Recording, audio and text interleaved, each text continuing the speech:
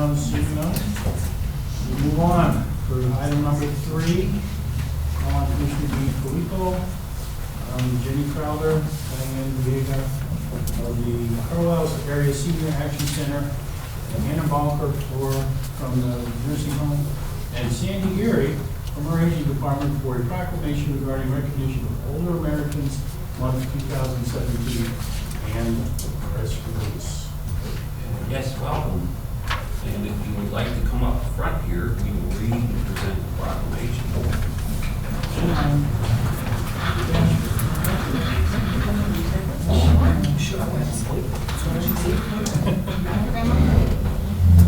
You don't have to. Let's see how I can do Okay. this. Well, I'll never tell. That's a secret.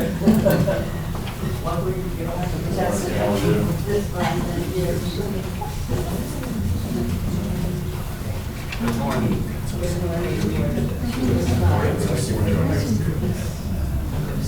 Where we want to go. Hello? Good morning. Good morning. Let's get on in here. Good morning.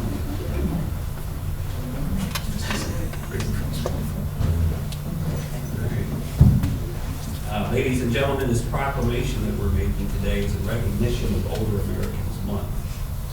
Whereas Cumberland County includes older Americans who richly contribute to our community, and whereas Cumberland County is committed to supporting older adults as they take charge of their health, explore new opportunities and activities, and focus on independence, and whereas the older adults of Cumberland County have an important role in sharing knowledge, wisdom, and understanding of the history of our community through interactions with children, youth, and adults from other generations. And whereas Cumberland County has 6 senior citizen centers that help older citizens remain healthy, active, and productive in their golden years.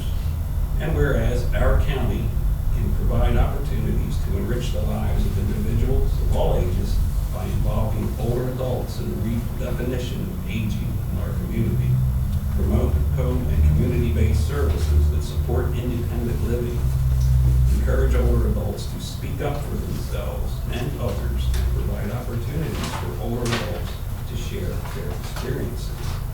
Now, therefore, the Cumberland County Board of Commissioners hereby proclaims the month of May as Older Americans Month.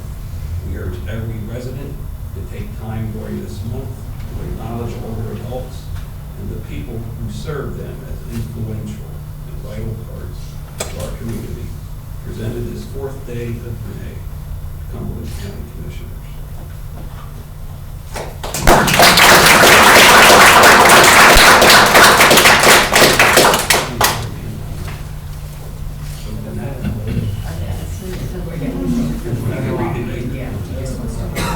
If you want to. If you want to. Perfect. All right.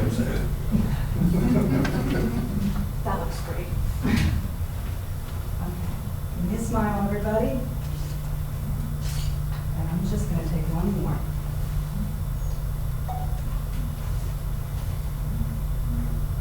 Smile.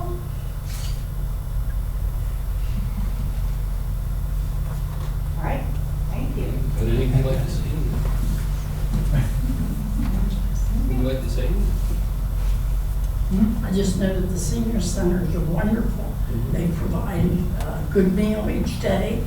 And if you didn't get up at 7 o'clock and get ready for the day and go out, you just stay in bed all day and maybe have toast bread. That's it. Have to move around. You have to keep going.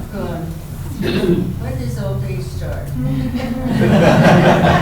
84 and I know it's starting. 91.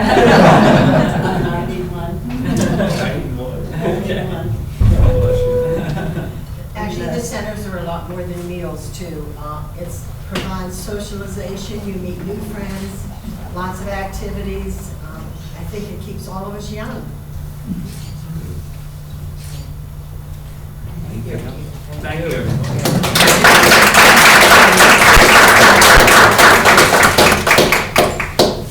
Do I get to keep this? You get to.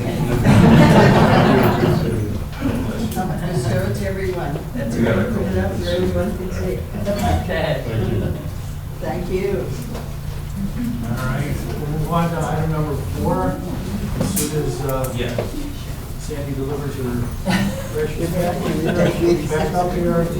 Okay, yeah. I figured as much, but I couldn't turn it around that way. Trudy Hesler, the certificate of special recognition in a press release regarding Cumberland County recognizing Trudy Hesler as the recipient of the Bravo Secretary's Award.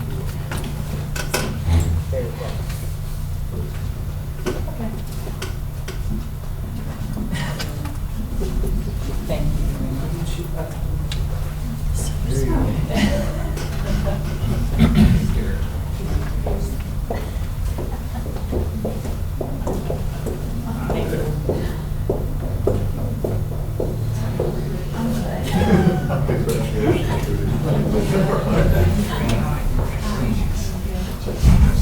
I know.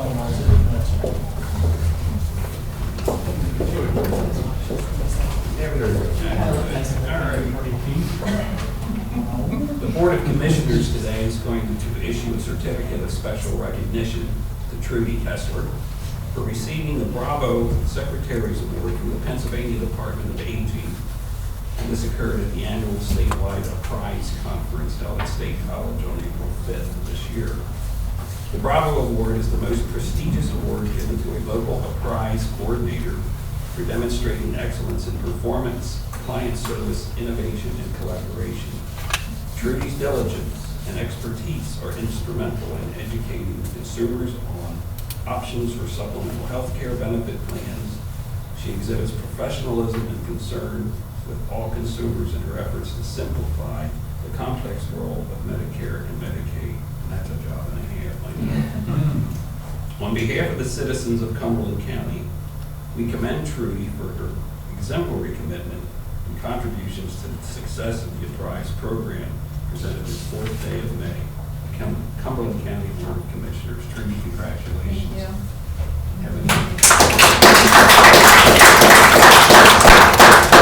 Anything you'd like to say? Sandy? Just thanks to Sandy for supporting me. Well, and thanks to Trudy for being here. So, yeah, we're very fortunate to have Trudy's, with her skill that she provides. It's wonderful. We're very, very fortunate. So, thank you, Trudy. And I think one of the important things, I'm the liaison to the Aging Advisory Board, and one of the important things that I learned from this is one of the highest awards that's given out by the State Secretary of Aging on an annual basis. And through Trudy's dedication, essentially, we've attracted many additional volunteers, for the Prize program to help our seniors navigate the maze of what is Medicare. And and in addition to the fact that Trudy's received this personal recognition, the county is also going to be in receipt of a $5,000 special grant as a result of Trudy's efforts. So, Trudy, thank you very much for your service to the people of Cumberland County. Thank you.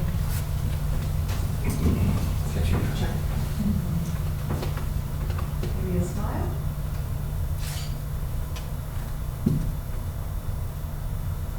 And let me take one more.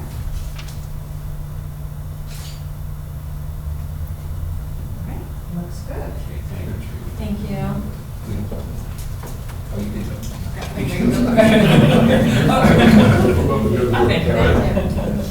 Okay, item number 5, we'll call once again on Trudy Hesler, Robin Eckert, and Charles Hall for employee recognition for Robin Eckert from the coroner's office for 35 years of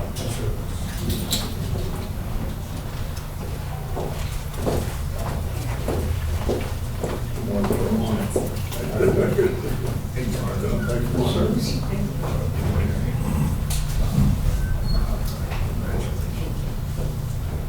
Yes, we are here to award Robin the 35 years of service award today. She was hired in 1982 as a district justice secretary. In 1999, she was promoted to assistant to District Justice Manlow. 2003, she was promoted to administrative supervisor. And in 2014, she was transferred to the coroner's office. and is the administrative deputy coroner. Robin, thank you for your service. That's a lot of years and a lot of dedication. We appreciate it.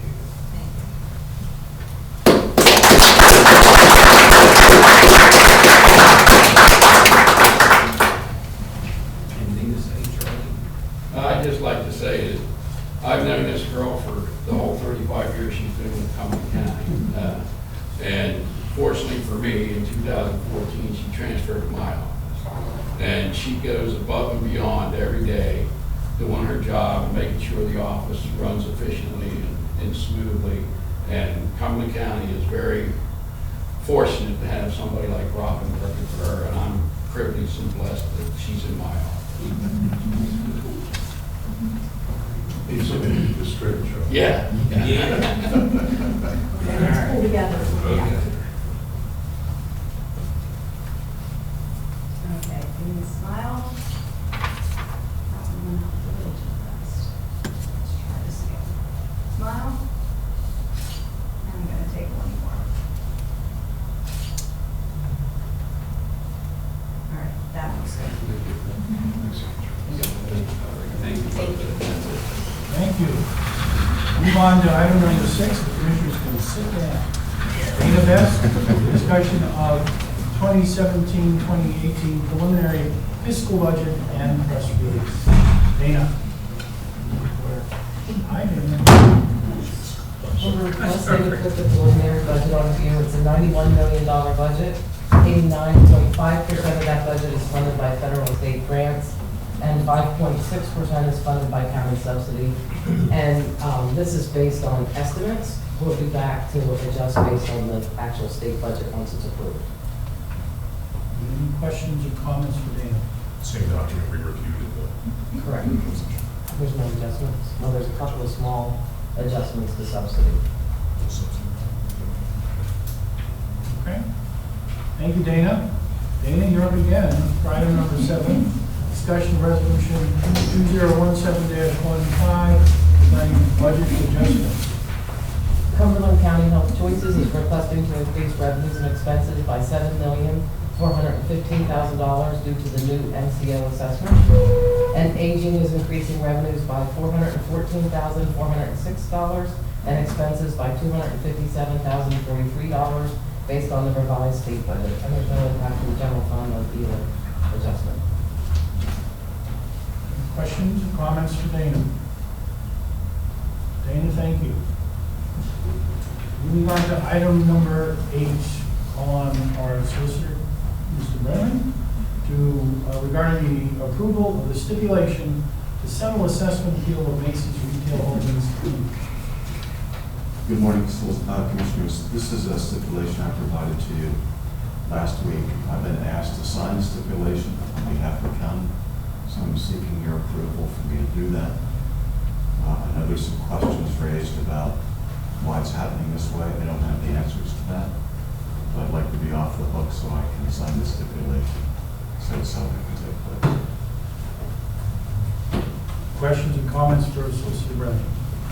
Primarily concerns about the process, not about the substance. Right, the process was, the problem with the process was brought to me by Commissioner Hesler.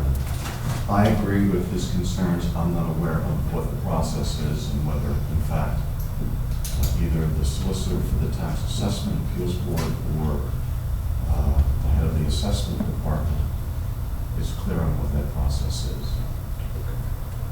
But the end result, the substance of the document, you're comfortable. Is acceptable, yes. Well, I'll just raise my concerns again. A number of years back, after I first became the county commissioner, I believe as a result of the fact we went from fourth to third class county, there were some changes relative to with the law with respect to the board of commissioners and board of commissioners involvement in assessment appeals and settlements. And I believe at that time, and we need to revisit and re-clarify, but I believe at that time we decided that essentially all settlements or appeals should be handled by the independent Board of Assessment Appeals.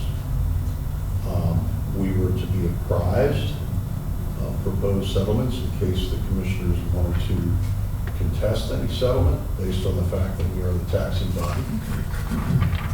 But that, that would take a proactive action by the Board of Commissioners to interject itself. I think the important point to be made here is that as the taxing body, and without having been involved in any of the hearings with respect to these appeals, not that we would want to be, that we, should take a hands-off approach. That, we shouldn't be lowering the taxes that some property owners pay versus others. And that's why we have the Independent Board of Assessment Appeals. So I would like to see that policy reinforced, reestablished. If there was an issue involved with this particular settlement, we need to address it at the source, and I don't necessarily believe that this should be coming before the Board of Commissioners for approval. So I'll just make that, those are my thoughts, my opinion, and if the board wants to set another precedent here by approving this, it's up to the board, but I personally don't believe we should be going in this direction. Jim, are you saying that these decisions on lowering the assessment was not, the independent board of assessment had no say in this? Is that what you're saying? Yeah, I mean, essentially, when a property owner has a problem with their assessed value, whether that's a commercial property or whether that's an individual residential property, they take their case to the Board of Assessment Appeals, which is a board that we appoint, but that, essentially we are independent of. And then they hear the testimony, they hear the arguments, and they make a decision with respect to somebody's appeal. In this case, what this is a proposed settlement outside of court. I think that I don't believe that we should be involved in it unless we have any of the individual commissioners have a concern with respect to the size of the proposed settlement. And if we don't, I think this is well within the purview of the Board of Assessment Appeals. So they had no say in the Board of Assessment Appeals, is what you're saying, yes or no? No, they did. So They made the initial decision. They did. And the property owner appealed it to the Court of Common Pleas. Right. Now it's being settled. And they do have a say in it, because they're a party to the assessment appeal. But as Commissioner Hesler mentioned, I'm not sure why I'm now included as a signatory on the stipulation to set up a case. And that's something, given your comments, Commissioner Hesler, I will bring up with Bonnie Mahoney and with Mr. French, the solicitor for the Assessment Appeals Board.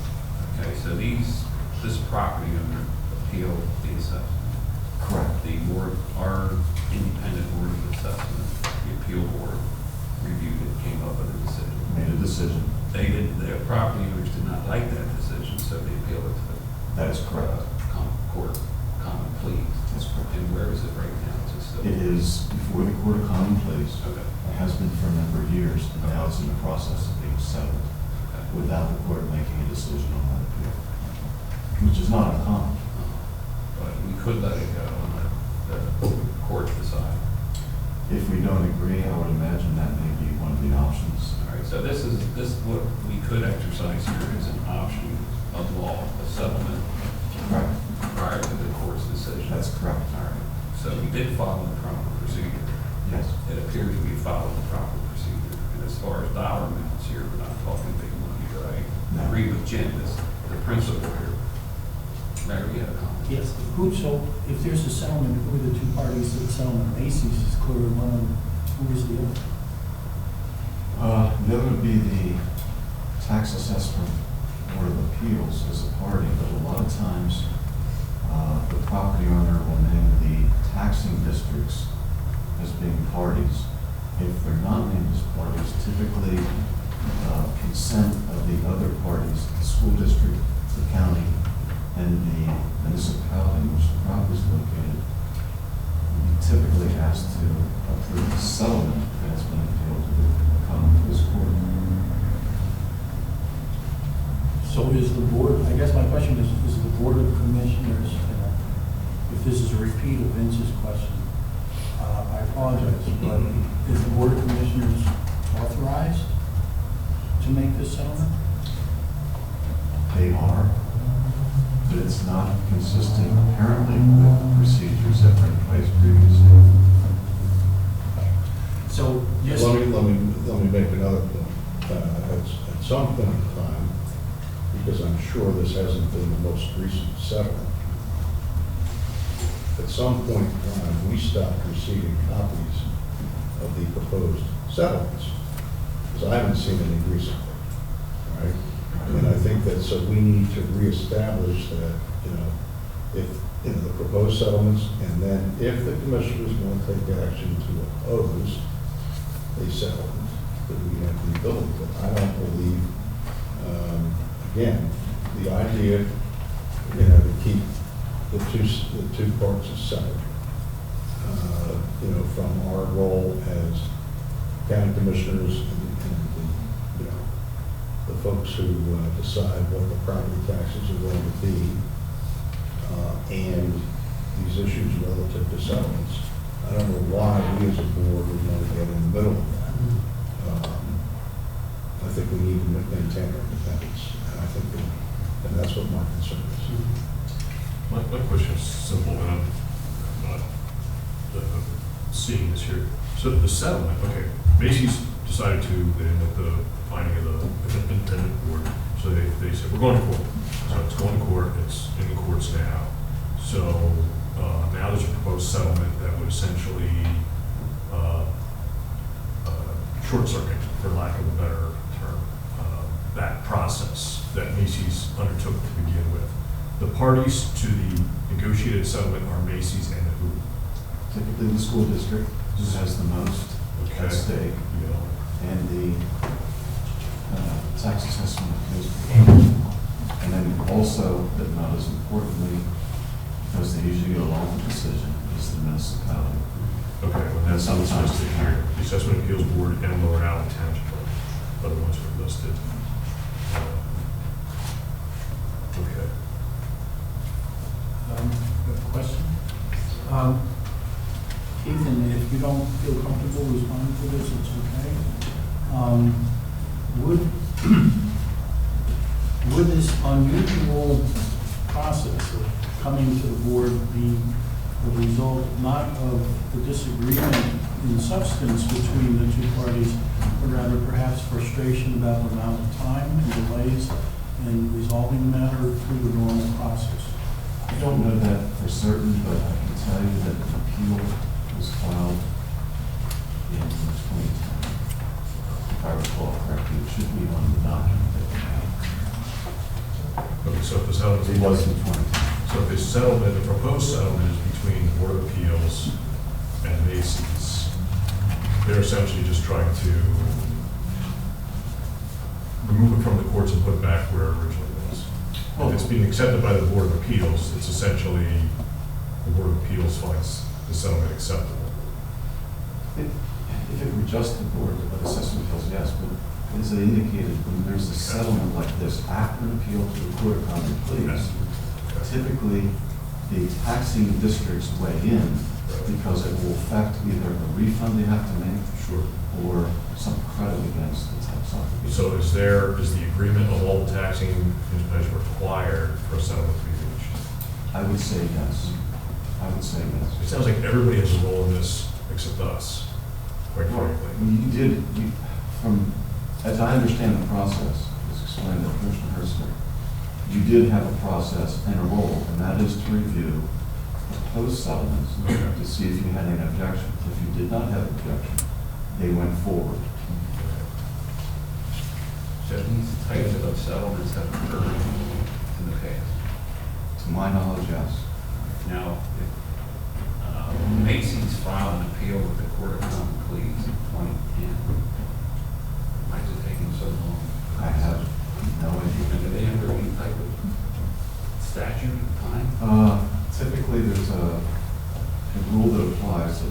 there's inactivity for 2 years or more, they're given notice of possible dismissal of the case, in which case, whoever's interested in the case is a party to file a document to delay the dismissal.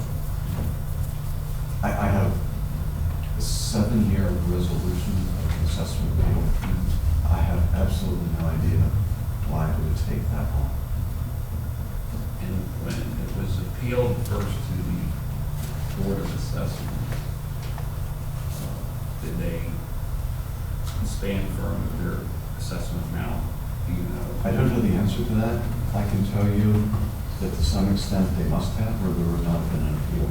Yeah, because in this settlement agreement, the assessment drops each year. And I think you had explained to me due to the method of assessment, income method versus market approach. Right. And who's to say one's better than the other?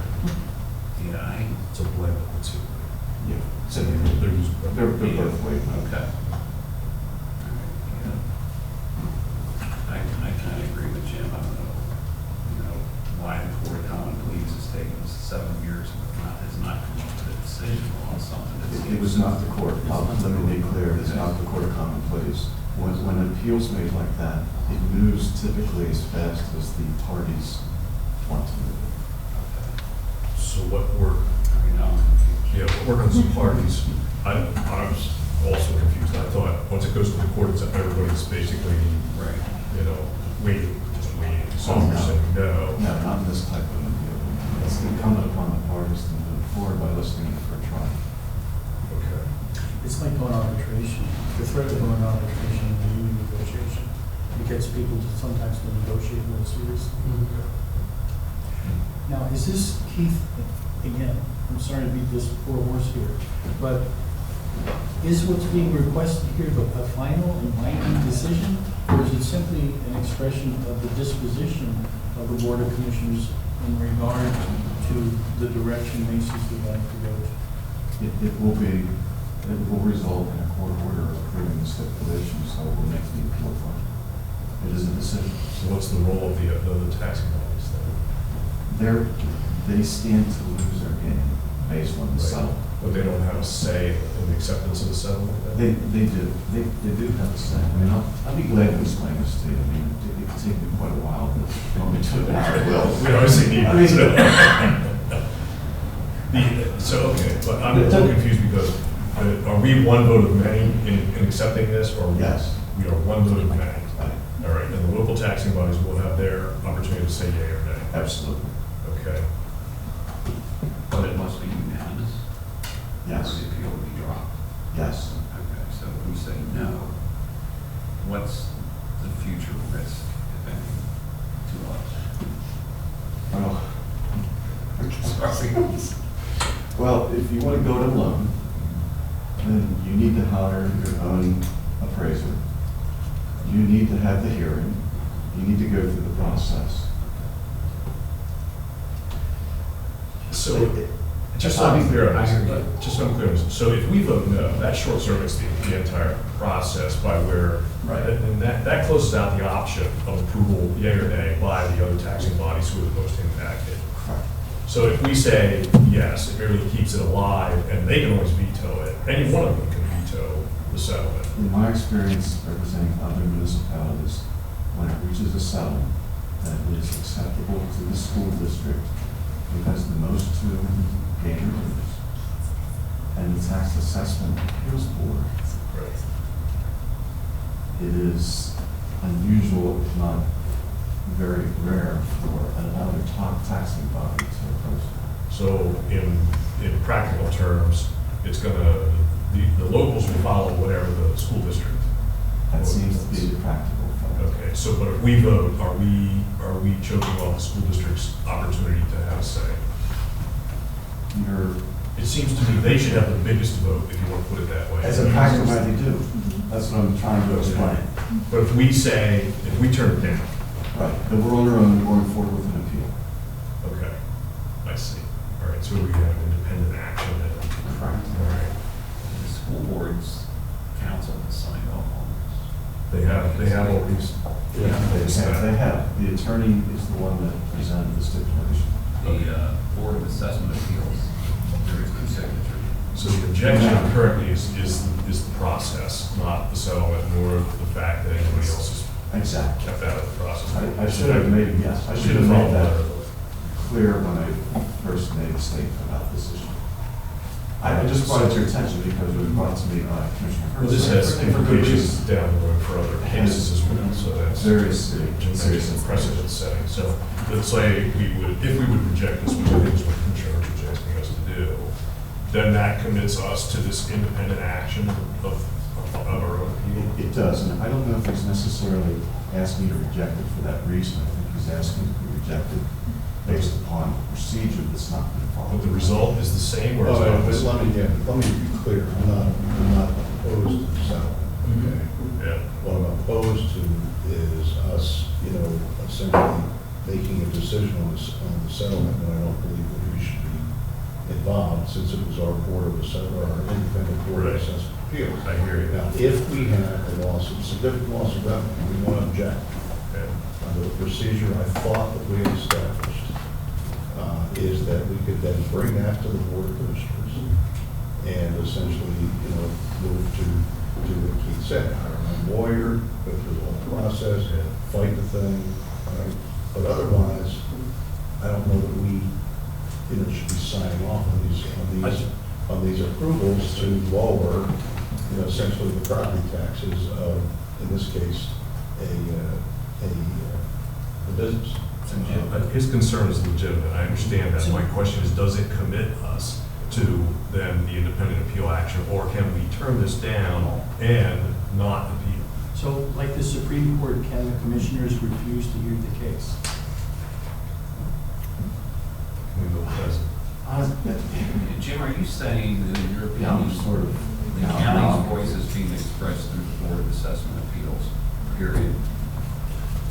No, what I'm saying is that since we, have removed ourselves from all of the arguments for or against, assessment, that unless we find, fiduciary responsibilities, the county with respect to some outlandish settlement that would cost our county taxpayers a lot of money, that I don't believe that we should insert ourselves into the process itself. We have a Board of Assessment Appeals, okay? They went to the Board of Assessment Appeals. They didn't like the result. They took it to Cumberland County Court, right?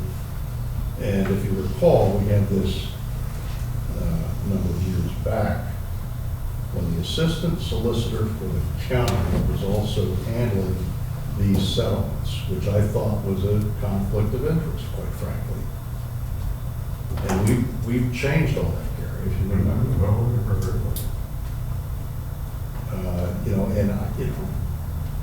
One of the other problems we have here is, unlike residential property owners, businesses can utilize, loss of income as a reason to seek, an assessment appeal. Ordinary average residential property owners, if they lose their job, they can't use that as a basis for not paying the property taxes, or they can't use that as a basis for appeal.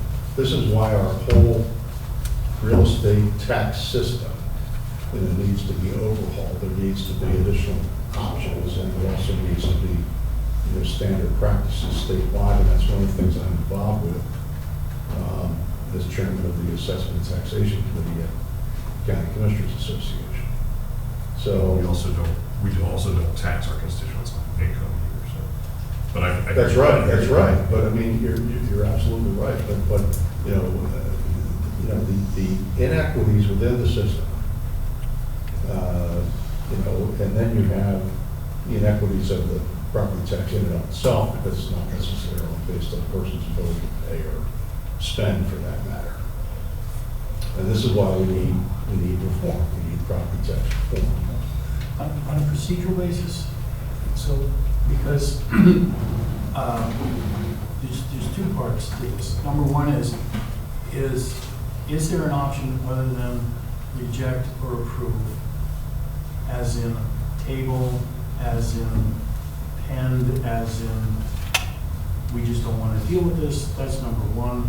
And number two, I think, you know, the thing, we have a process that's broken, or has been seriously broken on a number of occasions. And while I think I agree with the concept of not getting involved in this, I don't know that we can continue to afford to take a completely hands-off approach to this, because this kind of stuff is going to happen.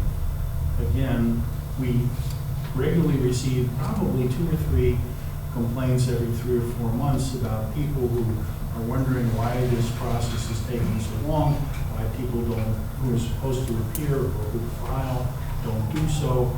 And I think it leads to irregularities like this, where you have a complainant in this, basically either out of frustration or because they're trying to do an end run, go out of the normal process and involve the commissioners, either out of frustration over a process that doesn't work the way it's supposed to, assuming that there would be a fair and equitable outcome, or because somehow they're pressing their advantage.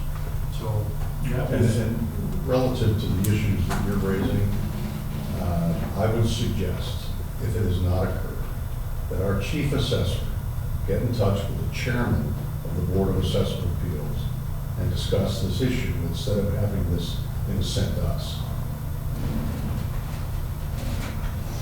Is that the source of this coming to us? Assessment? I believe so, if I read, you know, some of the emails. You know, this is an issue that I think could have been, and again, I go back to, what about all the other settlements? We're now approving this one. Why is this being brought to our attention? Now, I mean, why is it being brought to our attention now? What's the root of the issue here? For the sake of the meeting, Keith, what are the options the commissioners have? Well, if we're talking about the settlement, when you look at the numbers, in my opinion, they make sense. The option is to authorize me to execute the stipulation. If you're talking about something else, I mean, that's going to be up to them. I don't see not approving the stipulation as an option, only because that's not the way to address what appears to be an issue with the fact that it came. Let me put it another way. I just want to be off the hook. And I saw the stipulation. No, I understand. My point has to do with the fact that I believe over the past number of years, all right, that these settlements have occurred. You're absolutely right. All right? I can tell you they have, because I've signed them for other municipalities. They have occurred, you know, without our participation. What I have noticed, though, and this reminded me of it, is that we were getting copies of the proposed settlements, which we are no longer receiving until this. I disagree. So the process needs to be reviewed, and we need to, again, if there's an issue with respect to timeliness, that should be something that should be addressed by our chief assessor with the chairman and the other members of the Board of Assessment Appeals. One last question from me, Keith. You may have already answered it. Any one of the 2 remaining taxing bodies does not sign off on this, what happens? It won't be resolved.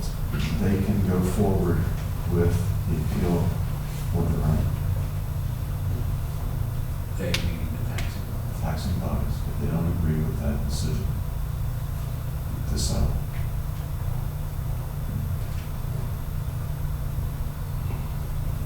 So if the commissioners, approval doesn't necessarily mean approval, it could mean just that they don't want to pursue their own investigation and engage all the resources that would have to be engaged, or even get involved in this at all. That's correct. It's kind of like a pass. That's exactly right. And that's frankly what a lot of the municipalities do when resolving these appeals.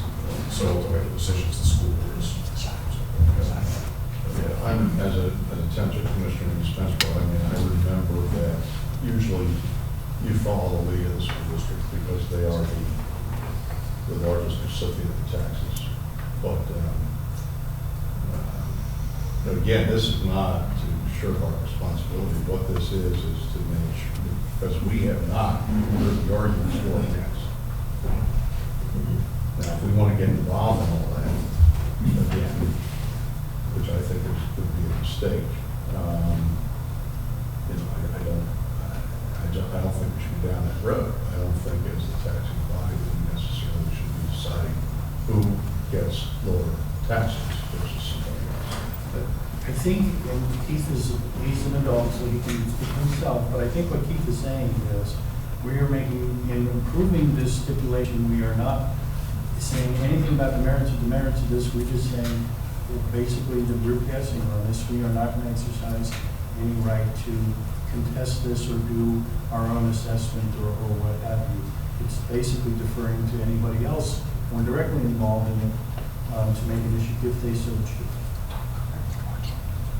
Keith, could we get the results of the Board of Assessment appeals?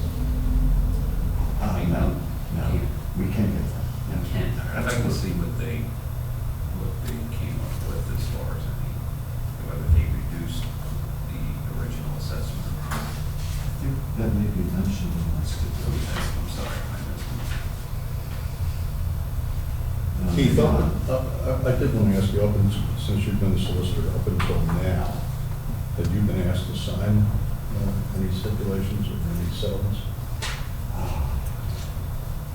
I don't recall any on behalf of the county, numerous ones on behalf of Lease. Okay, that's why I think this is different than what the practice is. So we're looking for action on this Monday, right? Yes. Okay, so we need to figure out what information we need between now and Monday. And it was mentioned about finding out the results of some appeals board's action.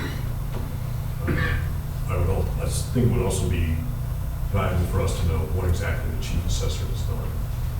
We obviously need a review on this process. The process is broken down maybe in multiple places on this particular case.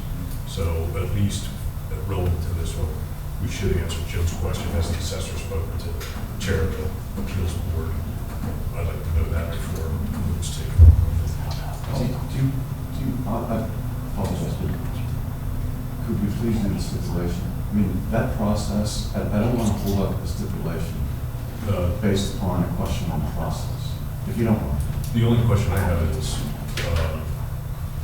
answering that question as to whether she's talked to the appeals board or not is something that it seems like it should be able to occur before 2 o'clock. Well, just for the record, I agree with Keith.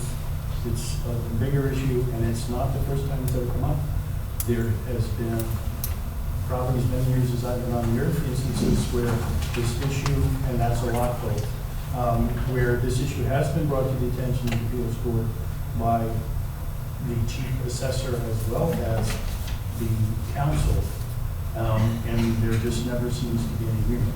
This issue is not a new issue, but I think that's a separate discussion of an important nature. It is. I guess I'm having a hard time understanding why we can't get an answer to that question. Oh, we can. Because I've seen way too many times where once the issue is resolved for the day, the longer term issue gets pushed onto the shelf and then doesn't get addressed again until it rears its head in another breakdown somewhere. Yeah, but I think I was the one who first said that this is an issue that we probably need to address, so I can get the information from others. I'd like to have that before. Me as well.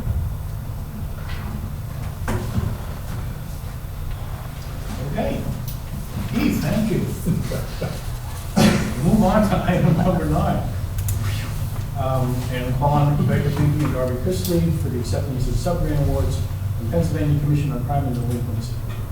This relates to both of the innovative policing awards that will support accreditation, an in-car video surveillance system, and the sheriff's canine unit. That's grant number 27333 in the amount of $51,827, and grant number 27798 in the amount of $16,926. The solicitor's office had prepared a pass-through agreement so that we are able to pay the invoices for the police department. I did meet with them on Friday. They all have signed 6 original copies of that, so I would ask that that also be approved to go with the acceptance of the grants. And this is tied to no issue regarding property taxes. Not that I'm aware of. Are there any questions or comments for Rebecca? You're okay with action on Monday then? Yes, thank you. All right, thanks, Rebecca. Rebecca, you're up again on item 10. Yes, I would like to discuss, we also have a JRI Adult Probation EDP grant that will end June 30th. After looking at the various projects and the stages they're in, I think that we may have, I'm going to change that $3,750 to $2,700 that will not be expended. I'm asking PCCD right now if we could do a project modification request to reallocate those funds to our new reentry program. We're doing lots of things to try to help support them. Ashley Rom is our coordinator, but she is paid through a grant that CRAM Inc. has. She's not employed by us in any way, but she is spending about 20 hours a week unpaid. So I have requested to PCCD if we could, based on her hourly wage, provide her a one-time stipend through the remainder of the grant. If they say no to that, because it's too close to a position, then I'd like to use it for other supplies and operating expenses to support reentry. I would say that I am also helping Ashley Rom and Carrie Hauser look for other grants for more long-term funding for reentry. Just for the record, the reentry program is a proven method to reduce recidivism. Yes, the offenders coming out of jail are paired up with various resources in the community. We're working with CareerLink. We're actually working with the library system now. We have the mentor program, which is a really critical piece. Darby was on ABC 27, I think, 2 Saturdays ago. I think Ashley was on Sunday with CBS 21, and they have been getting calls from the community based on those appearances for people who want to be mentors. So it's going well, and we're about to pilot the mail program in a month. Any questions for Rebecca? Rebecca, thank you.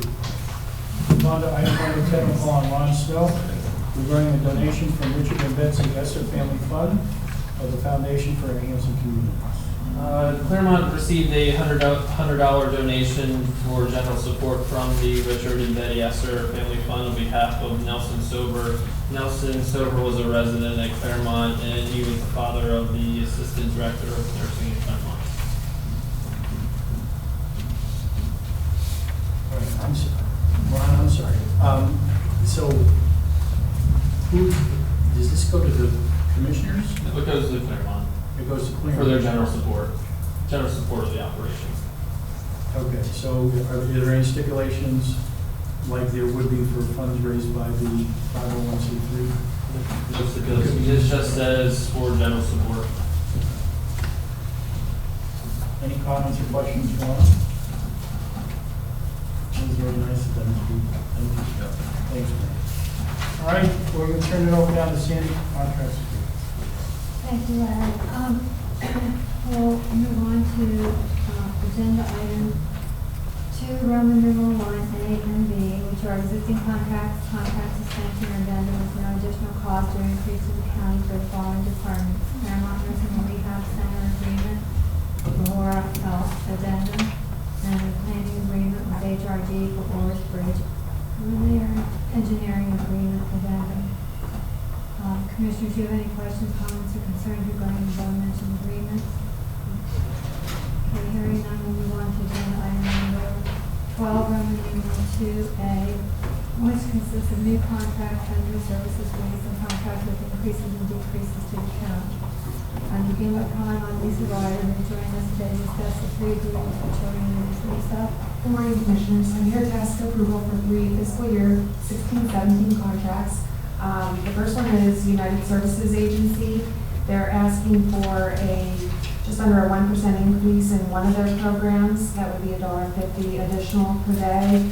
The other 2 programs do not have increases, and they added an additional program. We use this, and JPO uses this program, but they're not very heavily used. We actually this current fiscal year have not used them at all, and last year we had 9 days of service. So it's just an option in case we need to use them. The next one is Families United Network. They provide foster care service and group home services. They're asking for anywhere from a 3.4% to 3.8% in their group home services. Or I'm sorry, a 2% increase. That's anywhere from $3.88 to $3.40. We typically have 2 to 3 kids there in the group homes. We use their foster care agencies more heavily. They're asking for anywhere from a 50-cent increase to $2.14 increase, and those increases are going directly to the foster parents, not the administrative costs. And then the last one is drug and alcohol rehab services. Their increases are more substantial. They're asking for 5.6% in their supervised independent living and 11.41% in their drug and alcohol treatment service program. That's $6.77 and $12.74. They have not had an increase since fiscal year 07-08. And typically, we use their drug and alcohol treatment service, and usually it's just to cover a couple days until all the pieces are in place with performed care, and then it'll flip and be covered totally by the insurance company. Any questions for Lisa? Thank you, Lisa. Thank you. Next, we'll move on to agenda item number B for Ron Snow, who's joining us to discuss the agreement between NRC and Stacy Feely and Ron. Yes, this is a contract with Accelerated Care Plus Leasing. This is for therapy equipment. The cost is $2,197 a month for a total of $26,364. That base lease is the same amount as last year. The reduction in the cost is last year was new equipment, so there was shipping instead of fees. All right, questions for Ron? Thank you, Ron. Next we'll move on to Michelle Seibert, who's joining us today to discuss the RSP management LLC lease agreement. Michelle? Can I sit here? Yes. So this lease agreement is for our West Shore office space. You know, we have our law space right around the corner. We also work out of our West Shore office, domestic violence, rape crisis, and eviction services. When Sandy kindly added me to the agenda, I was going to be asking for your approval to sign the lease this Monday. However, circumstances are such that I would like to review the lease and some of the issues that have come up, but I am not prepared to ask for your signature on Monday. So we are currently in a space rented by the same landlord. It's 1,629 square feet. We had a 3-year lease, and over the last 3 years, our numbers are such that that space is too big. So I do not need that size. And our lease went from about $25,000 a year to $28,000 a year. It went from $11.86 a square foot to $13.51 a square foot. Not horrible because it was a 3-year lease, and over that 3 years nothing changed. But they were giving us a vacation. So let's say at $22,000 a year, I'm no longer willing to spend VOCA funds and Dave Freed's victim funds. Like that. So, in that same building, there is an office, 520 square feet. Now that is significantly smaller and probably too small, but I'm willing to make it work because it's $9,600 a year.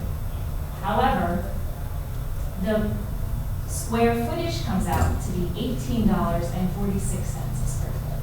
So I went back to RSP management and said, you're taking me from $13.51 to $18.46 only because I'm downsizing. That didn't seem fair. I asked if they could do the donation that they've done in the past, and they said they were willing to give us a $1,500 yearly donation, which brings it down to $15.58 a square foot. I still think for that area it's a little bit high. However, it substantially decreases what I have to pay a year.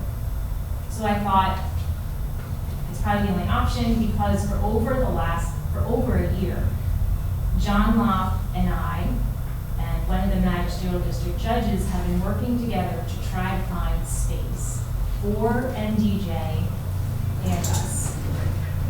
Dynamics were such that I'm tired and frustrated, and it's clear I have to do something for that office on my own. So right now, this is the only option. This morning, John Locke emailed me and asked me some additional questions that are leading me to believe that this is why I'm not asking to sign this immediately. And IMTO and maintenance were in the new space 2 days ago, and there may be some issues on where we house all the wiring to support the computers and phones, because it is just a 3 office space. There's no closet space, so now we have to figure out where we're going to put all these connections. So I still wanted to keep my space today, my spot in front of you, so I could at least explain where I've been, where I am, and where I'm going, and looking for a new West Shore office space. The only other option is to stay where we are, and instead of a 3-year lease, use have a 1-year lease, but that's still $28,000 max. So $22,000 a year, and I'm just not comfortable spending that again. So the only other option, as I was sitting here thinking, is maybe this new lease for this 520 square foot space, maybe I can negotiate and ask them maybe if they're willing to do a year, getting DJ, John Locke, and myself another year to work together space. So it'd be a transitional year. Not ideal, but, and I don't know if they'd be willing just to move us for a year. But they know, I talked to the one woman yesterday, and I told her this might not work, and I'm not staying where we currently are. So. Michelle, I was looking at the document here, and looked confused. Where you're at now, is that a 3-year lease that's expiring? Yeah, it expires June 30th. All right, and what are you paying per year for that 3-year lease currently? $25,000 some odd dollars. They were giving $6,000 back is a donation, so $19,000. Because it says here, the previous contract total was $25,314.66, I'm assuming per year. Per year, and then they were donating $6,000 back. The new contract total is $600 per year, but you're looking for a 3-year deal, right? Correct. Is that on a smaller space that you're talking Oh about? yeah, it's from 1629 All right. to 520. So for a 1-year lease, you're looking at savings, forget the donations for a minute, about $16,000.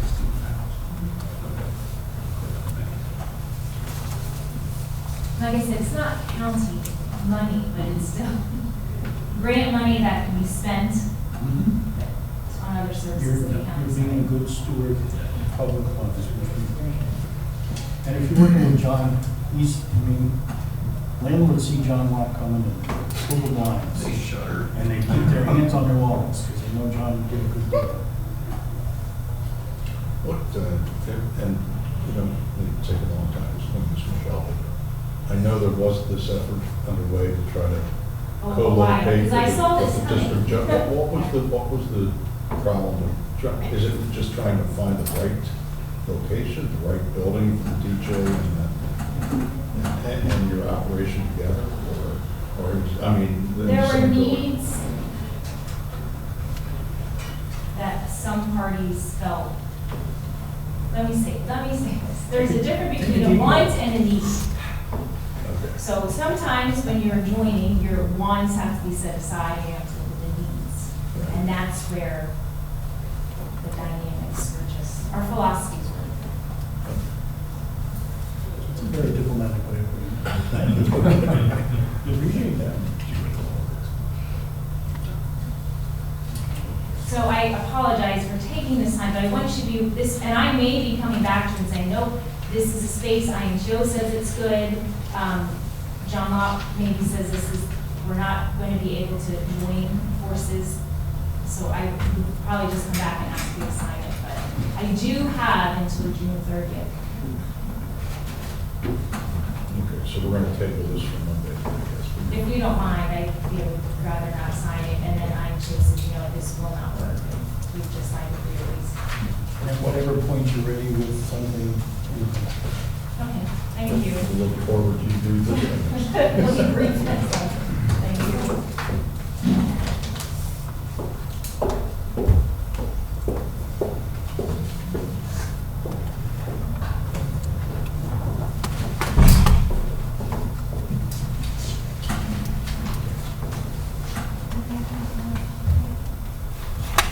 Was she asking for? She wasn't asking for action. Next, we'll move on to Jack Carroll, who's here to discuss the agreements for drug and alcohol. Jack? Thank you. Commissioners, the first two agreements are related to a grant that we have received from the Department of Corrections to pilot test a Vivitrol program with offenders in Cumberland County Prison who have an opiate addiction. The first one is with Positive Recovery Solutions, and it would allow us to use the grant funds to compensate them for medical services, including the monthly Vivitrol injections once an offender returns to the community. One of the unique things about this provider, Positive Recovery Solutions, is that they provide these medical services in a mobile fashion. They're essentially a clinic on wheels. They have two large recreational vehicles that serve as clinics on wheels. They're based in Washington, Pennsylvania, but they currently are active in providing this type of Vivitrol-related medical services in 30 different counties in Pennsylvania. And they are establishing a second physical location in the Harrisburg area because of the amount of business agreements that they have recently developed in South Central Pennsylvania. So the contract with them would be on a fee-for-service basis where we would authorize services per client, and that would give us control over the amount of funding. The second agreement is with the Raise Project. That's a local organization. They have their main office in Harrisburg, but they also have a Carlisle office.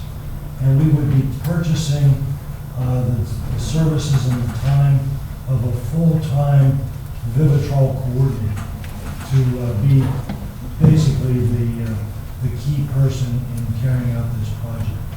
They would conduct educational sessions with inmates who are potential candidates for this program, and then they would provide coordination services once somebody is part of the program to make sure that they're not just receiving the medication, but they're also hooked up with treatment services and other community services. The amount of the contract with the Raise Project is defined. It would be a cost reimbursement contract, and it would not exceed $49,256. All of the funding for both of these contracts will come from the DOC grant. The contracts are written to run through June 30th, 2018. Any questions on this one? So the coordination starts when they're in prison and then continues after they leave the jail, right? It does. And the first injection of Vivitrol would be timed at least a week before they leave prison. It needs to be at least a week to be in their system and be effective. And that will be provided by Prime Care, the medical provider for the prison. Okay. And then how many more injections? We are committing to at least a total of 6 injections, but up to 12 injections. They're monthly injections for for each participant in the program. And we're projecting 30 participants in this program. Now, the other thing that comes into play here, similar to what Lisa mentioned with one of their contracts, we anticipate that at least half, if not more, of the inmates who become participants in this program, once returning to the community, they will be eligible for medical assistance. And so the cost of their medical services and the Vivitrol itself will be picked up by medical assistance for those individuals. As far as this being a pilot funding that's being provided to us by the state, are we going to track the ultimate success?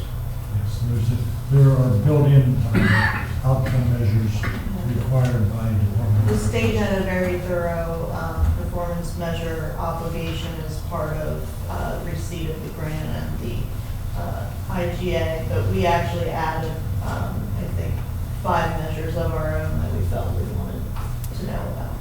So we're hoping to help essentially 30 inmates who have a significant drug dependency problem.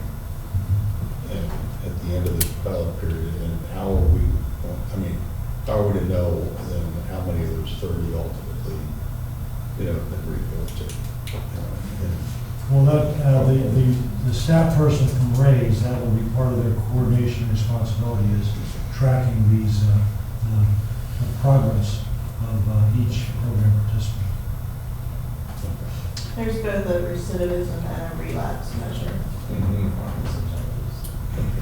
Jack, what happens if federal government in their infinite wisdom does away with expanded Medicaid? Well, that will put a kibosh on this project, at least in part, because, what it will do is it will reduce the number of people that will be able to serve, because we are counting on some of them being eligible for medical assistance and having that picked up. Now, some of them may still be eligible for medical assistance, even if medical assistance expansion is rescinded. But the other thing is that the timing of that is not likely to impact this grant.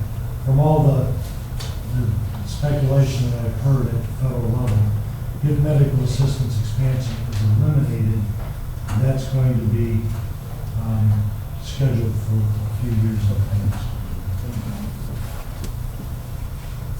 And just so I'm clear, this Vivitrol is a non-opioid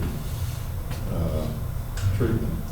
Yes, it's one of It essentially eliminates or reduces addiction cravings. It reduces the addiction cravings.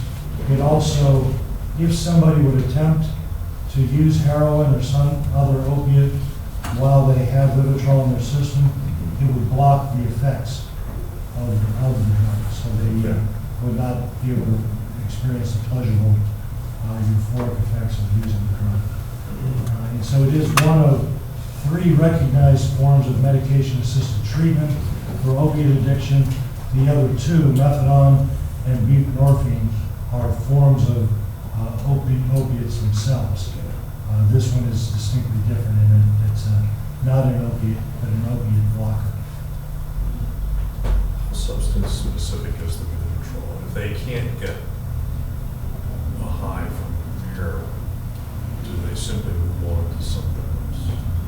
It also blocks the effects of alcohol, Okay. but it does not block other effects, which is why one of the things that will be happening regularly with these participants is the drug test, to see whether they are using other substances that wouldn't be effective in the Vivitrol, wouldn't affect cocaine or marijuana.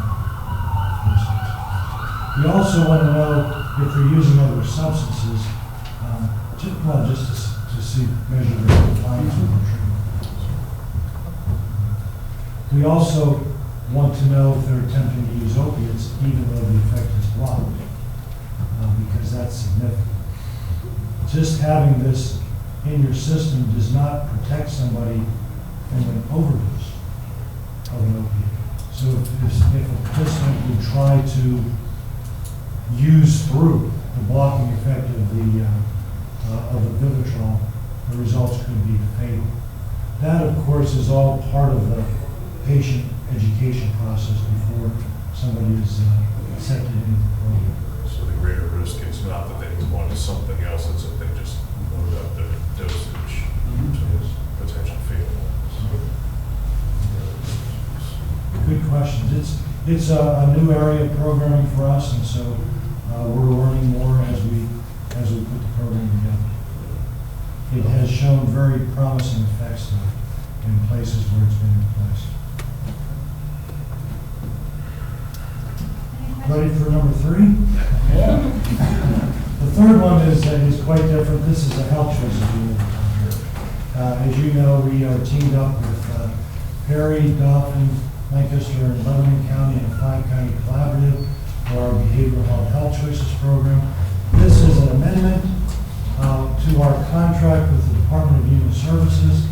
The Department of Human Services provides all the funding for that program, and periodically they pass along amendments. This is actually amendment number 10 to our current multi-year agreement with the Department of Human Services. The purposes of the amendment are to comply with additional federal requirements. The funding for Medicaid comes through the Centers of Medicare and Medicaid at the federal level, CMS. And these are the latest requirements. Basically, Pennsylvania must comply with it in order to continue to receive the federal funding, and we must comply with it in order to receive the pass-through funding through the state. So there's not a lot of choice on this. With these matters, as you no doubt recall, we have separate legal counsel who works for our 501c3 management organization, and Lawrence Tavis has reviewed these changes, was involved in fact in vetting the changes before they were in their final form, and he has written a letter of recommendation to the 5 sets of county commissioners recommending your approval of this amendment. It's also been vetted by Keith, and so with that, Sylvia Herman and I recommend that you approve this. Any questions? So Keith's recommendation, is it typical? Yes, he fully recommended this without reservation. Are there any additional questions for Jack? Thank you, Jack. Thank you, Jack. Thank you very much. Next, we'll move on to facilities management. John Locke is joining us via video teleconferencing to discuss Green Ridge Leasing LLC. John? Yes, Commissioners, this is a agreement between Ridge Leasing and Cumberland County. This lease is for the coroner's location at Silver Spring. We'd like to exercise our option to renew this lease for another 5 years at $8.61 a square foot. This is a 3% escalation charge after 5 years, and the difference is $813.75 a year.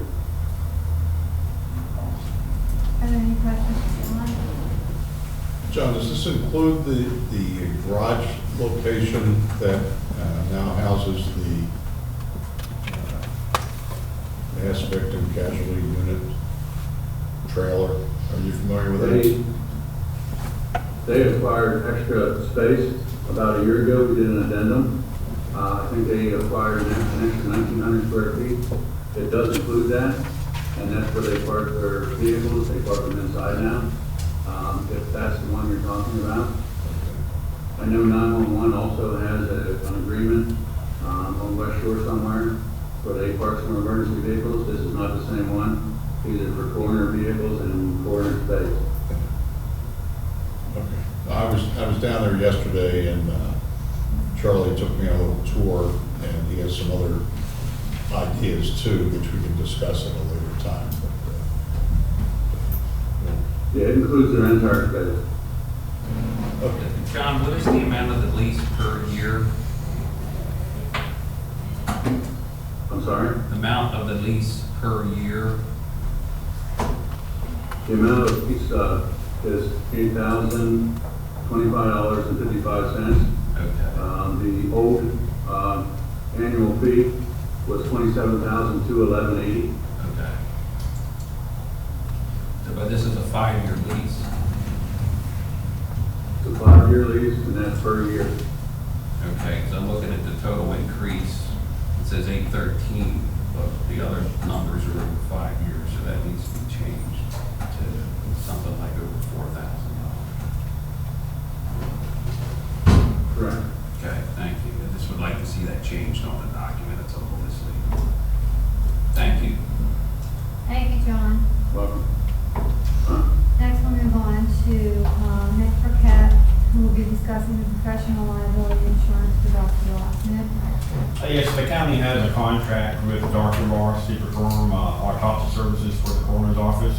When that contract was drafted, we had some insurance issues we had to address, and we decided to purchase a policy for the doctor solely on behalf of the work that he performs for the county.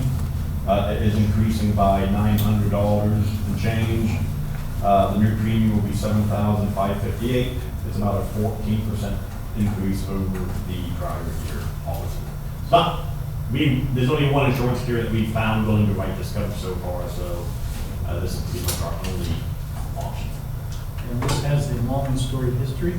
It took forever to get this in place. Yes. The rationale was there was the savings to be able to go across the river rather than all the way down to town.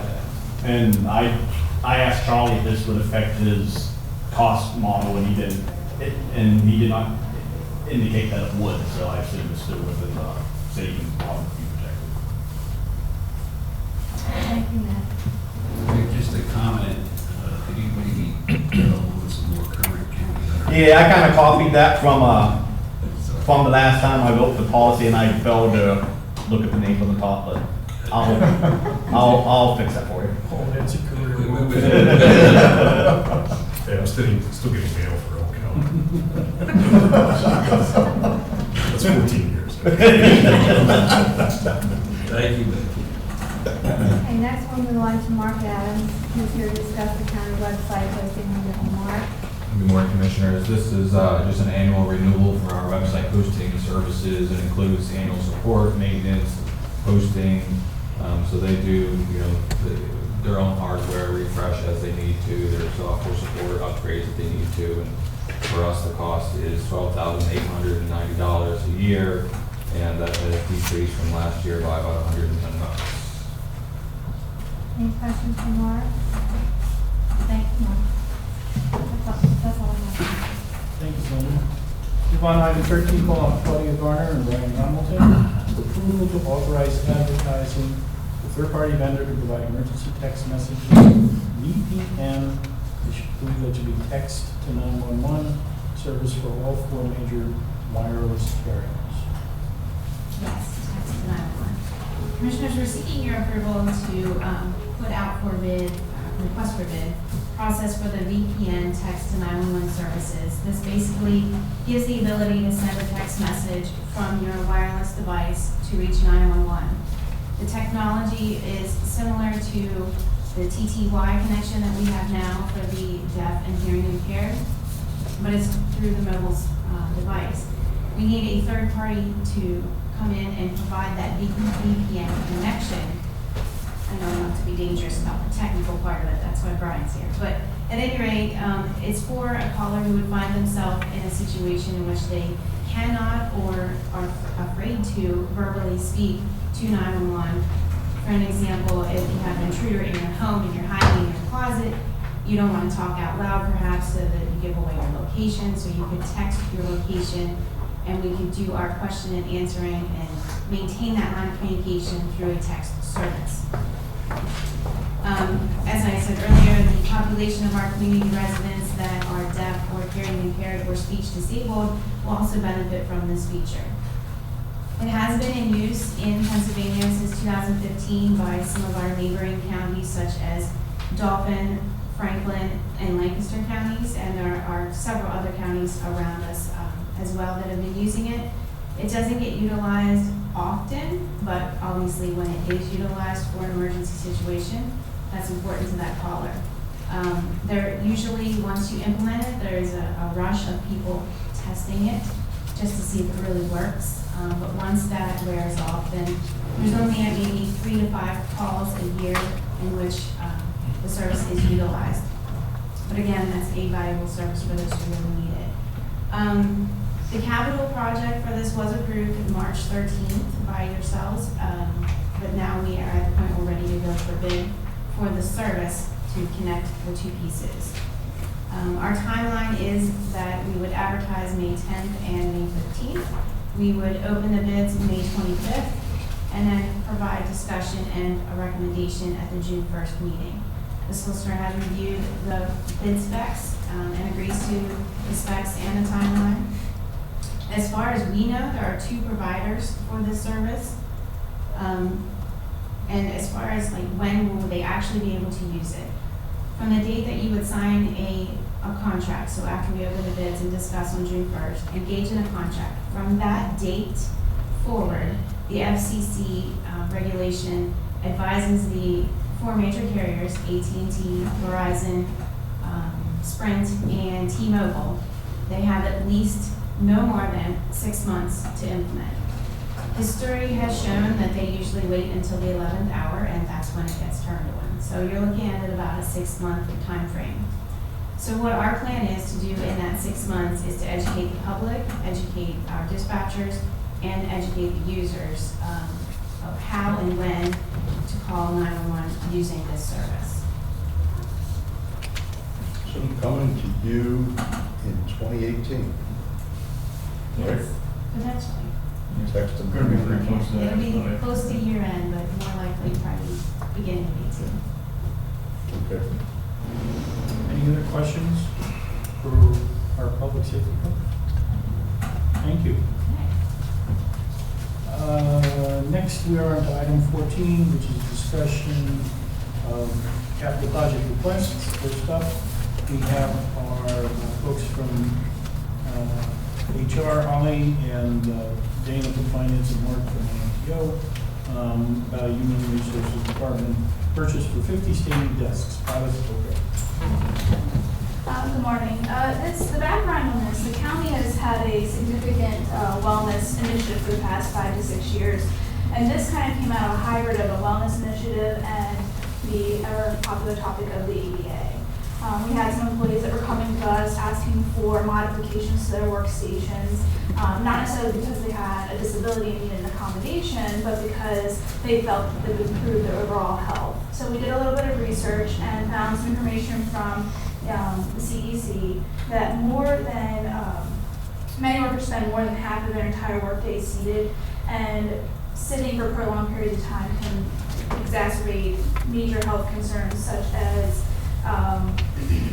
premature mortality, chronic disease such as cardiovascular disease, diabetes, and cancer, and things like that. So we are looking at a pilot program. We kind of have a pre-pilot program, which Mark's going to talk about, of purchasing up to 50 sit-to-stand desk extensions for employees on a request basis to kind of combat those issues that our workforce could have. From a financial standpoint, we do receive some wellness funding from Capital Blue Cross for initiatives such as this, so we would be having a portion of that dedicated to this project as well.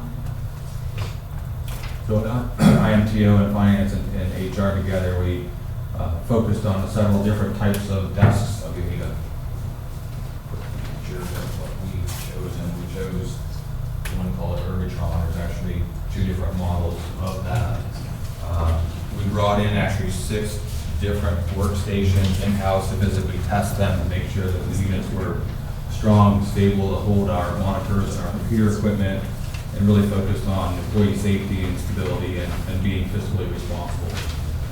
These desks together are about $500 a piece. I'll let Dana carry on with that. But in addition to selecting the desk, we also picked 8 different employees throughout the county, and we've asked them to complete a survey and a log of activities, sitting activity throughout their day, which is included with the attachment I just provided to you guys if you want to take a look at that survey.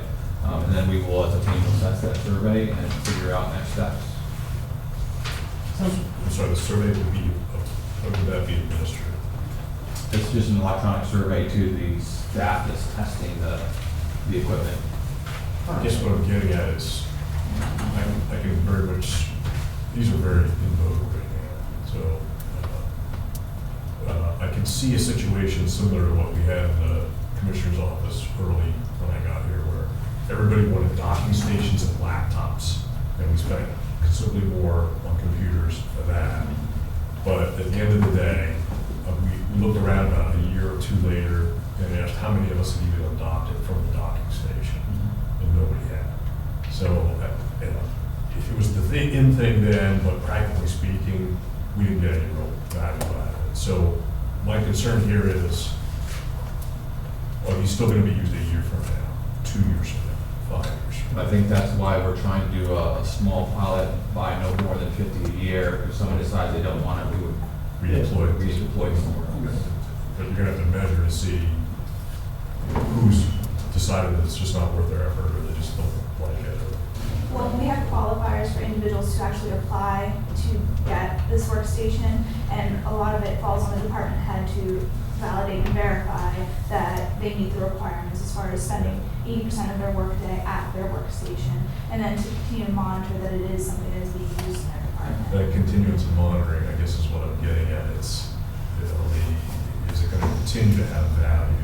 Because if it sits on somebody's desk and they're not using it, let's give it to somebody else who. Right.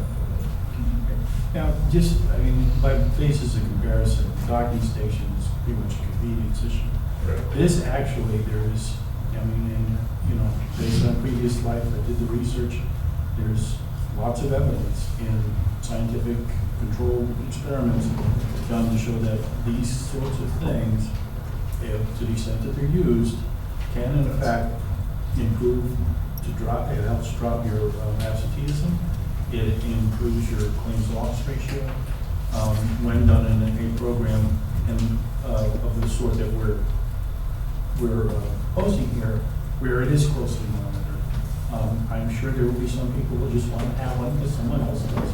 But the fact of the matter is, as long as you have the ongoing monitoring, we will be able to determine what's being used and what's not, be able to recycle the ones that are not, and also be able to see if in fact this does produce the wellness benefits that our other programs have. Are the requests coming from any particular segment of the county government, or No, it was pretty diverse, the initial request. Now, we have not opened it up for the pilot program we're here discussing today.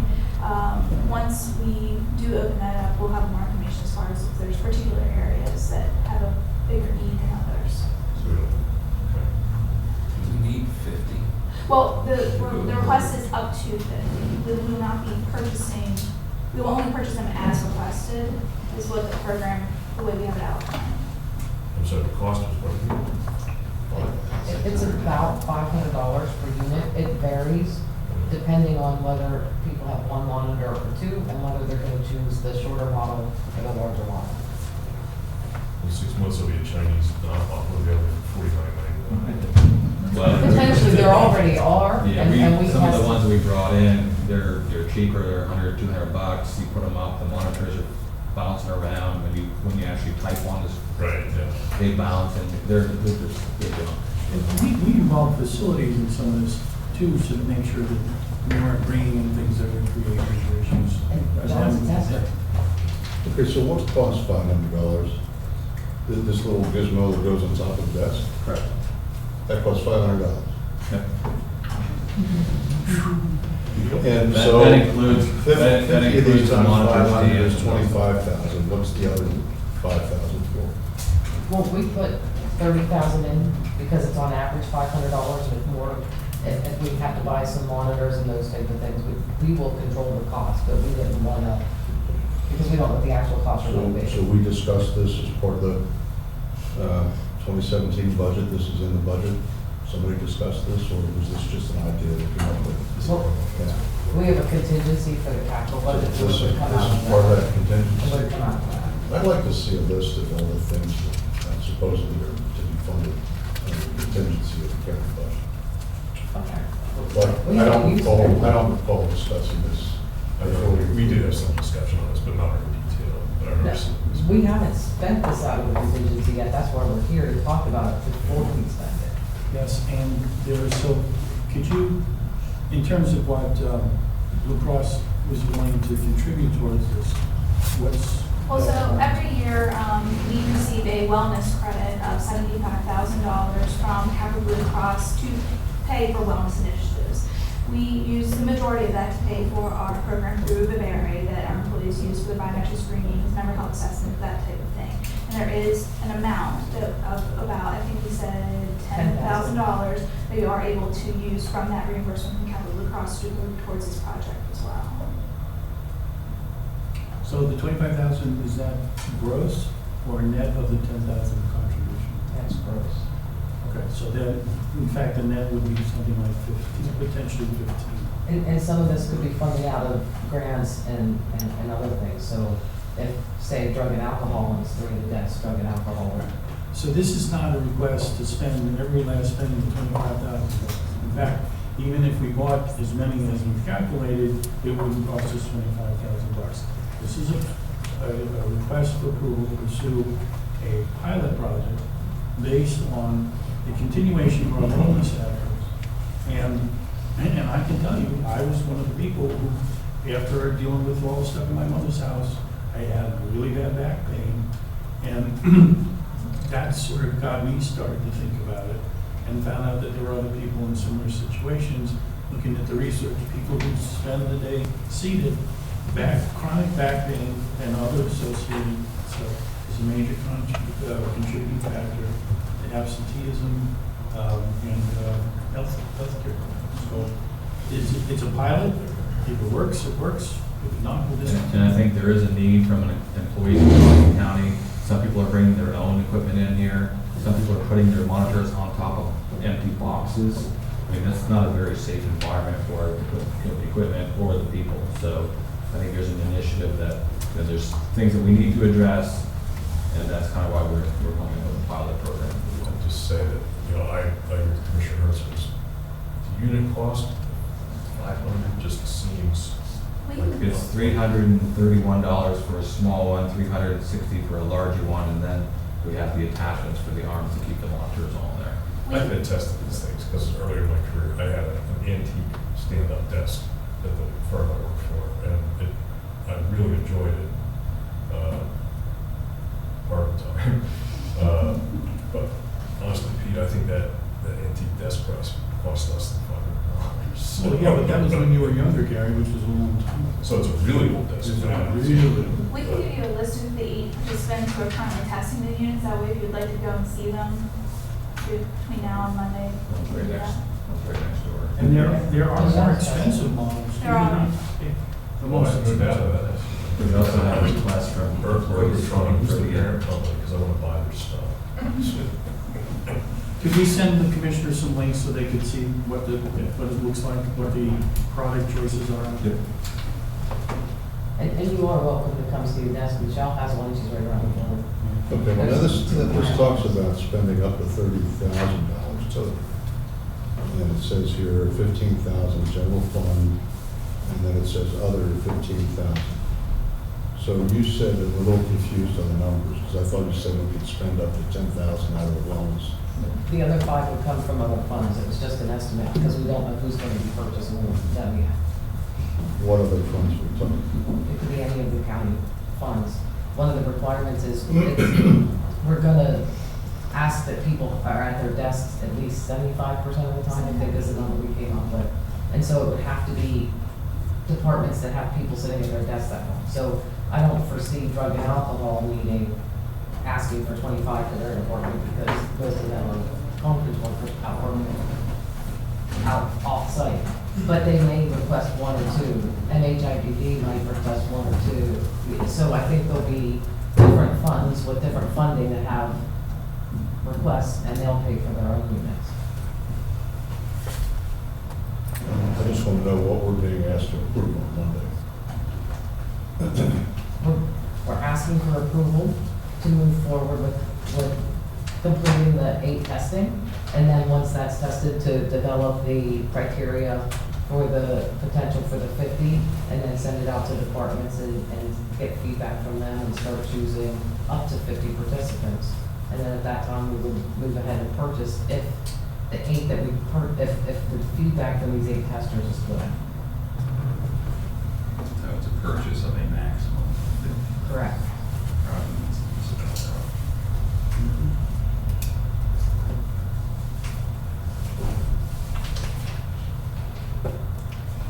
Any other questions? Comments? And thank you guys for putting together. Good report. Next, we have Mark from the IMTO, who's going to talk about 2 capital project requests. First is Cisco Iron Pod Web Filter. Second is Cisco Unified Communication System. Good morning, Commissioners. Again, this is, we currently have a web filter today. It's over 7 years old, and we would like to replace that with a more updated version of the same product. We are looking to spend $55,000 work over a course of 3 years. A web filter essentially is one of the first lines of defense against people out there browsing, surfing the web, and potentially downloading viruses and malware onto their desktop. So it's basically a security device, keeps us from touching other sites that are not appropriate, allows us to do some monitoring, and essentially protects us against viruses, as I said before. I noticed our web filter prevents me from getting onto like the Dauphin County website. Well, the nice thing City about of Harrisburg website, is there danger in going to those sites? some, yes. There's a website not. So as a good example is our filters go out and get updates very frequently. There's, I actually went to the York County website about 3 weeks ago and got rejected. So the web filter is picking up a potential virus or a threat from that other website, which normally you would think is very safe to go to, but our web filter picks that up and blocks us until that issue is resolved. So in other words, if I'm interested in getting some information, from Dauphin County's website, I can't do it. Is that because of our web filter? Not true. We can allow you through that, but there's a risk or a threat there. Okay, You would call us and we would investigate it and then allow you traffic to go to that site. Correct. Or you can do it from your personal computer. Or you could open up your cell phone and do it from there, and potentially get a virus on your phone. Yeah. But yes, that's the gist. Is I just wanted to know. I mean, I understand, the threat from, viruses and all that. But, if we get to the point where we can't go to legitimate sites, I don't understand. It's everywhere. Yeah, speaking of which, as an aside, have we had any instances or problems with ransomware? I don't know, you probably saw a news story about a month ago. Which department was it, or the state? we have caught ransomware. Because it's fairly rampant now. I think about that. That's very rampant. I mean, that's the newest and biggest threat. So that's probably what you hear throughout the news, and that's what you hear from the Democratic Party. They have ransomware on their sites. Russian ransomware? Maybe. Yet to be determined. So back to your request. The current filter we have is 7 years old. Does that mean it's no good anymore? It is very similar to servers. Our computer life cycle is 5 years, as you know. Servers, we push further, 7, 8 years. This is at our 7-year limit on that. The warranties expired on it. It's time to replace that and redo that service. You want to go on to the I brought Adam. Adam did the presentation for you for the voice over IP, and I'll let you speak for the capital project. Okay, Commissioners, good morning. We're bringing in front of you the request to approve the capital project for the Cisco voice over IP system that was presented back on April 12th. The only differences between the costs presented to you and the cost in the capital is the company had worked in all of the consulting into the 5-year financial. So you will see a slightly higher year 2, 3, 4, and 5 cost. The year 1 cost is a little bit more than the rest of the years because, and the year 1 cost, I'm sorry, is $321,922 and some odd change, and that includes some of the one-time expenses we need for miscellaneous equipment and low-level physical wires and things like that. And then year 2 through 5, it's $240,531 for a total project cost of $1,284,4995. So what did we said originally? We said originally 1282,792.20 was what we had presented. So, and now this includes an estimate of new services. It does not include the total cost of services. At this point of time, we are asking for approval for the capital project request and to be able to move on with the project come Monday. Your questions? Finance over 5 years, we're going to do this over 5 years. We are going to do it over. Go ahead. I'm sorry. Yep. Answer the question. 5. Yes, we'll be doing it over the 5 years. There's just again the extra expense for licensing and some equipment for the first year. I do have a question, but it's not for you, Adam. It's kind of as an aside. We've been hearing a lot lately, including today, about big ticket capital projects and a lot of pilot projects that we're getting involved in. And yet, this week we've received a number of indications, we continue to see indications that the state's budget situation is very tenuous and the potential fallout for us. We just got a CCAP notice today, I think this morning. And I'm just wondering at what point do we perhaps maybe pull in the horns a little bit or maybe take a bit of a wait and see towards some of the pilot projects and capital projects till we figure out what our situation is. So that question is not for you, Adam, it's really, I guess, for Larry or anybody else to From the head answer is 2018. Given what we have, what our projections are for 17, I think, depending on what the state does and doesn't do, the feds do, we don't do, and what, if there's anything that we're going to try to make up, the defense and state won't fund anymore, that's not going to happen until next year. you have a confluence of things coming next year, a little concerned about that. But I understand there's only so much we don't have a crystal ball, there's only so much we can control, so I put it out there, I don't want a discussion on it. And I think when we start coming back with the 2018 budget, you will see that as prominent front and center consideration. I just don't want to wait till trouble rears its head before we do anything. We've had a number of instances where it's occurred. It's like ourselves on the back end. But yeah, this will be an ongoing discussion. I don't want to dwell on that right now, so I just want to put it on the table. Thank you. Thanks, Adam. Mark? I concur 100% with Commissioner Eichelberger. These things, and undoubtedly we need them, but we're going to have to maybe prioritize what our needs really are. And we don't know what's in store relative to the state budget. As I attended the breakfast sponsored by the Chamber of Senator Eichelberger here on Monday morning, and so all the happy talk about early budget enactment, I think just went up in smoke on Monday when they discovered that they had a more than $1 billion hole to fill the current year's state budget. I'd be very concerned if we not spending it here before it kicks up.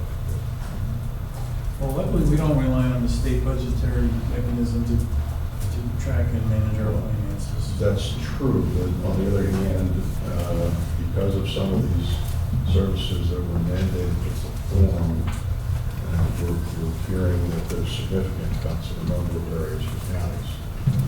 We may need to replace general fund property tax revenues, for what should be state funded services. So that's a discussion we may need to have. And it's unfortunate that we're in that situation. I just know that sometimes it's good practice to hold some cash. There's a lot of concern. I will point out that the reserves have gone up actually more than we anticipated for the last 3 years. And in fact, I wouldn't say it's embarrassing, but we have more in reserve. Now, should we spend it all? Absolutely not. Well, unfortunately, a rising reserve has resulted in a loosening of the purse strings, and that's a natural human reaction, not a correct one, but it is a natural reaction, and it will get you in trouble very quickly. As we've seen, if you get a downturn in the economy, a significant market pullback at the same time the budget is going down the hole, you can lose all of that very, very rapidly. Inflation's picking up.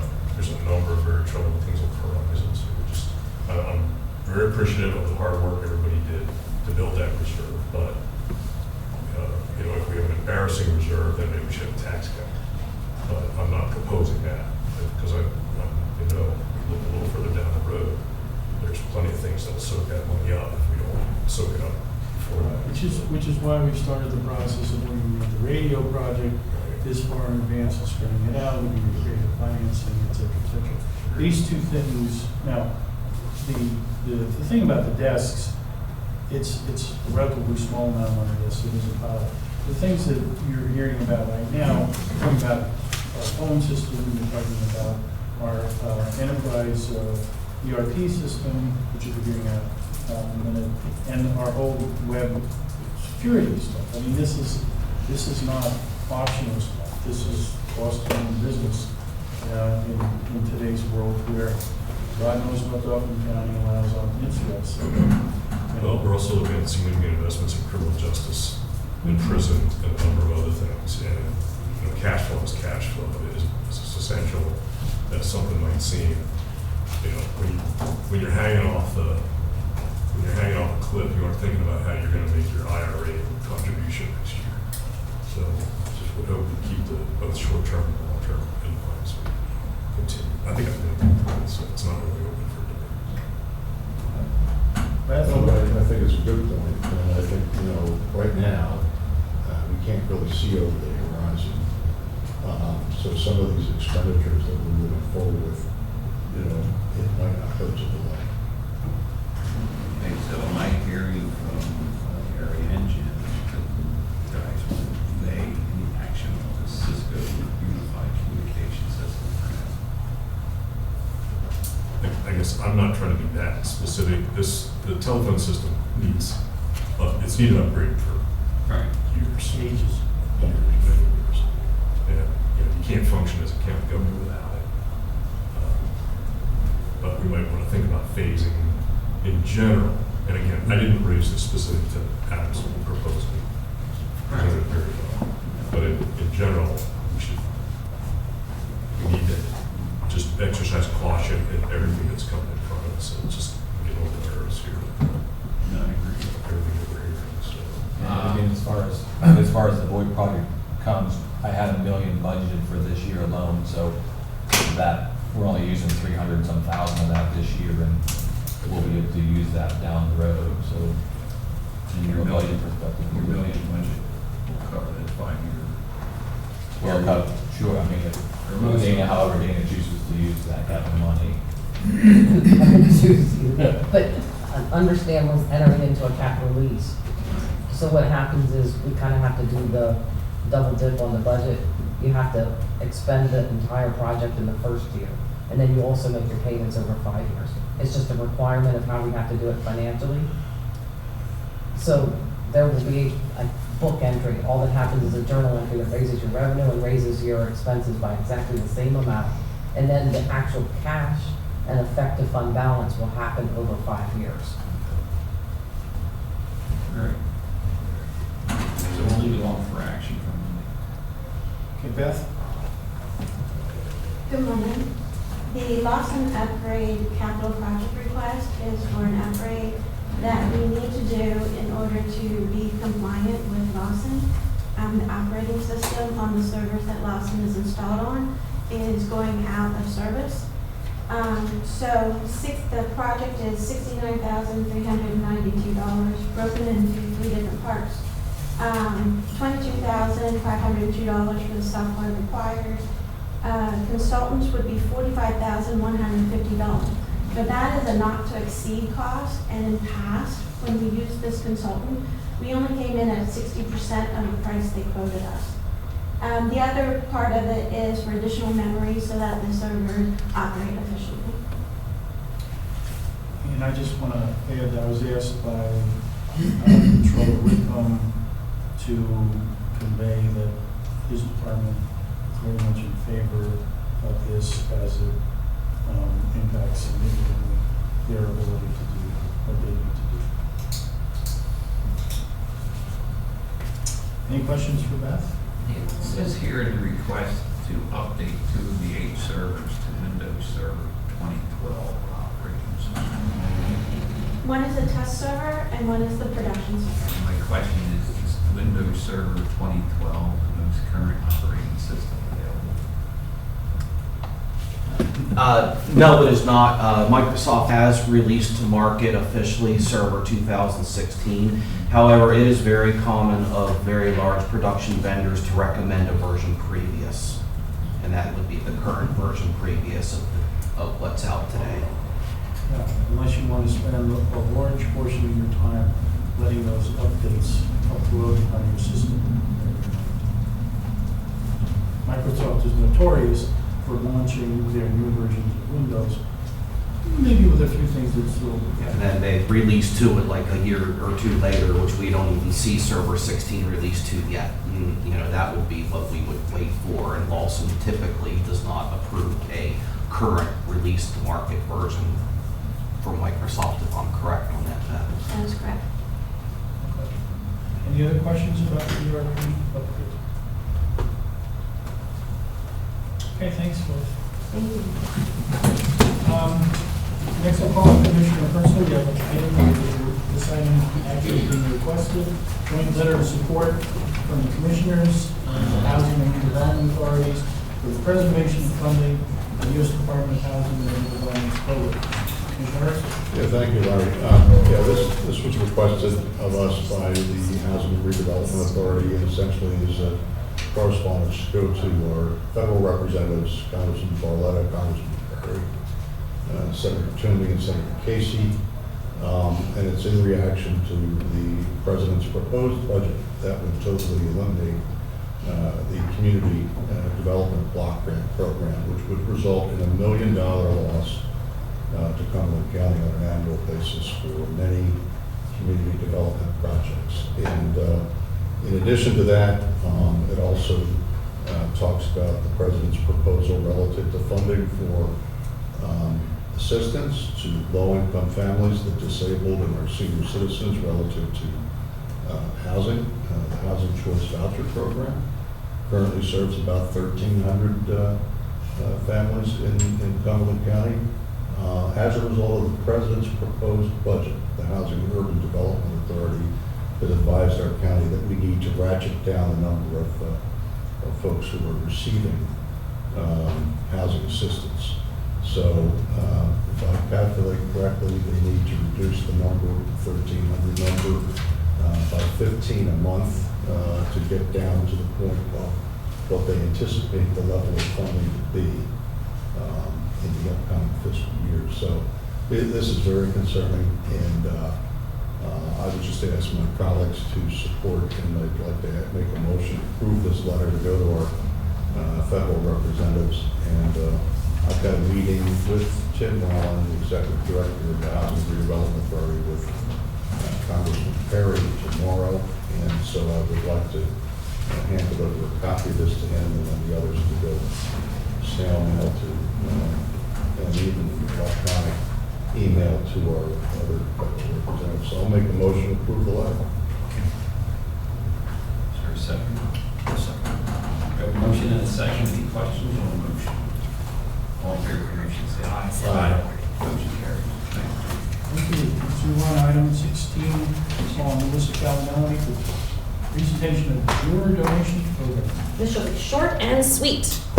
We initiated on Monday with our first criminal jury the option for jurors to donate their juror pay and mileage to 3 organizations that the court administrator's office researched and chose.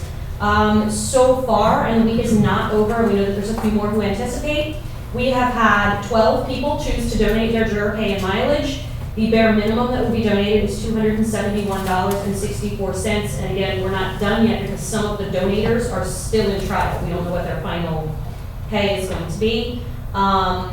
The 3 organizations that we looked at and chose are Maranatha, Safe Harbor, and Project Share. So we chose things that are local to Cumberland County and to give jurors the option to donate that juror pay, it's fairly minimal anyway, to valuable organizations to Cumberland County.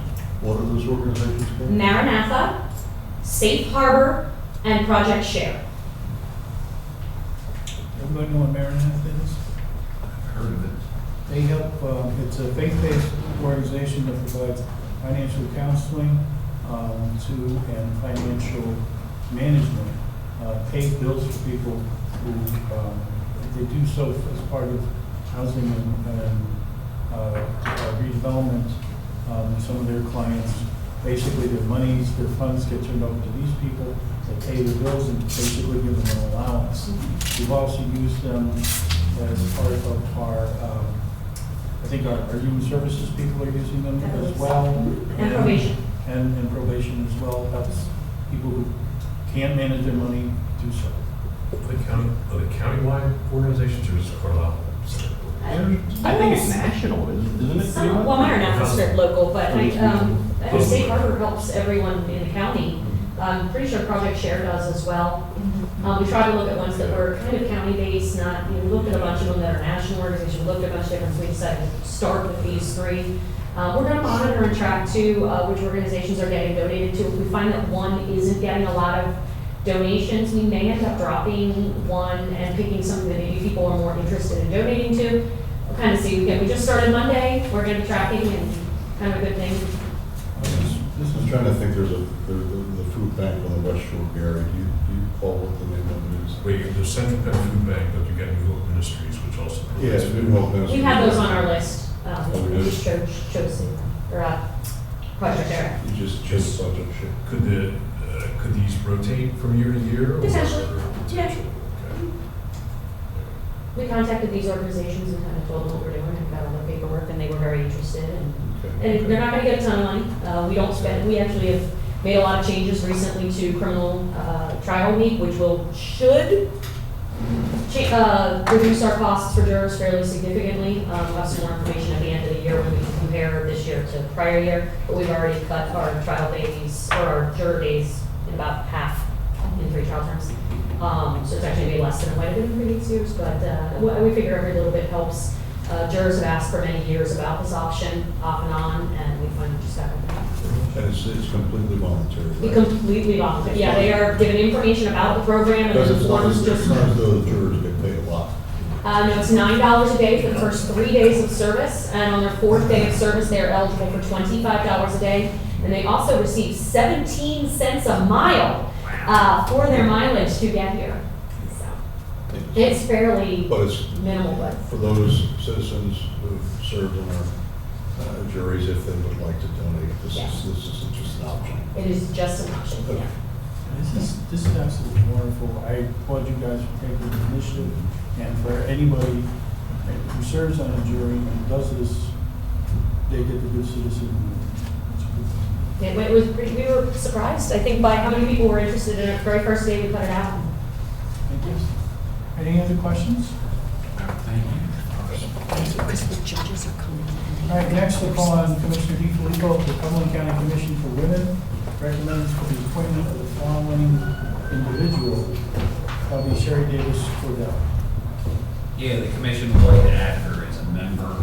I have her member information sheet. She seems to be very, very qualified and into helping the community. The only question I have, and I didn't see anything in the bylaws or anything, she actually resides in Franklin County, but she works here at the Dickinson. And you can, as long as you work in Cumberland County, you can be a member. That's all the issue. Now, the only question I have is a 3-year term, but it looks like it's more than 3 years here.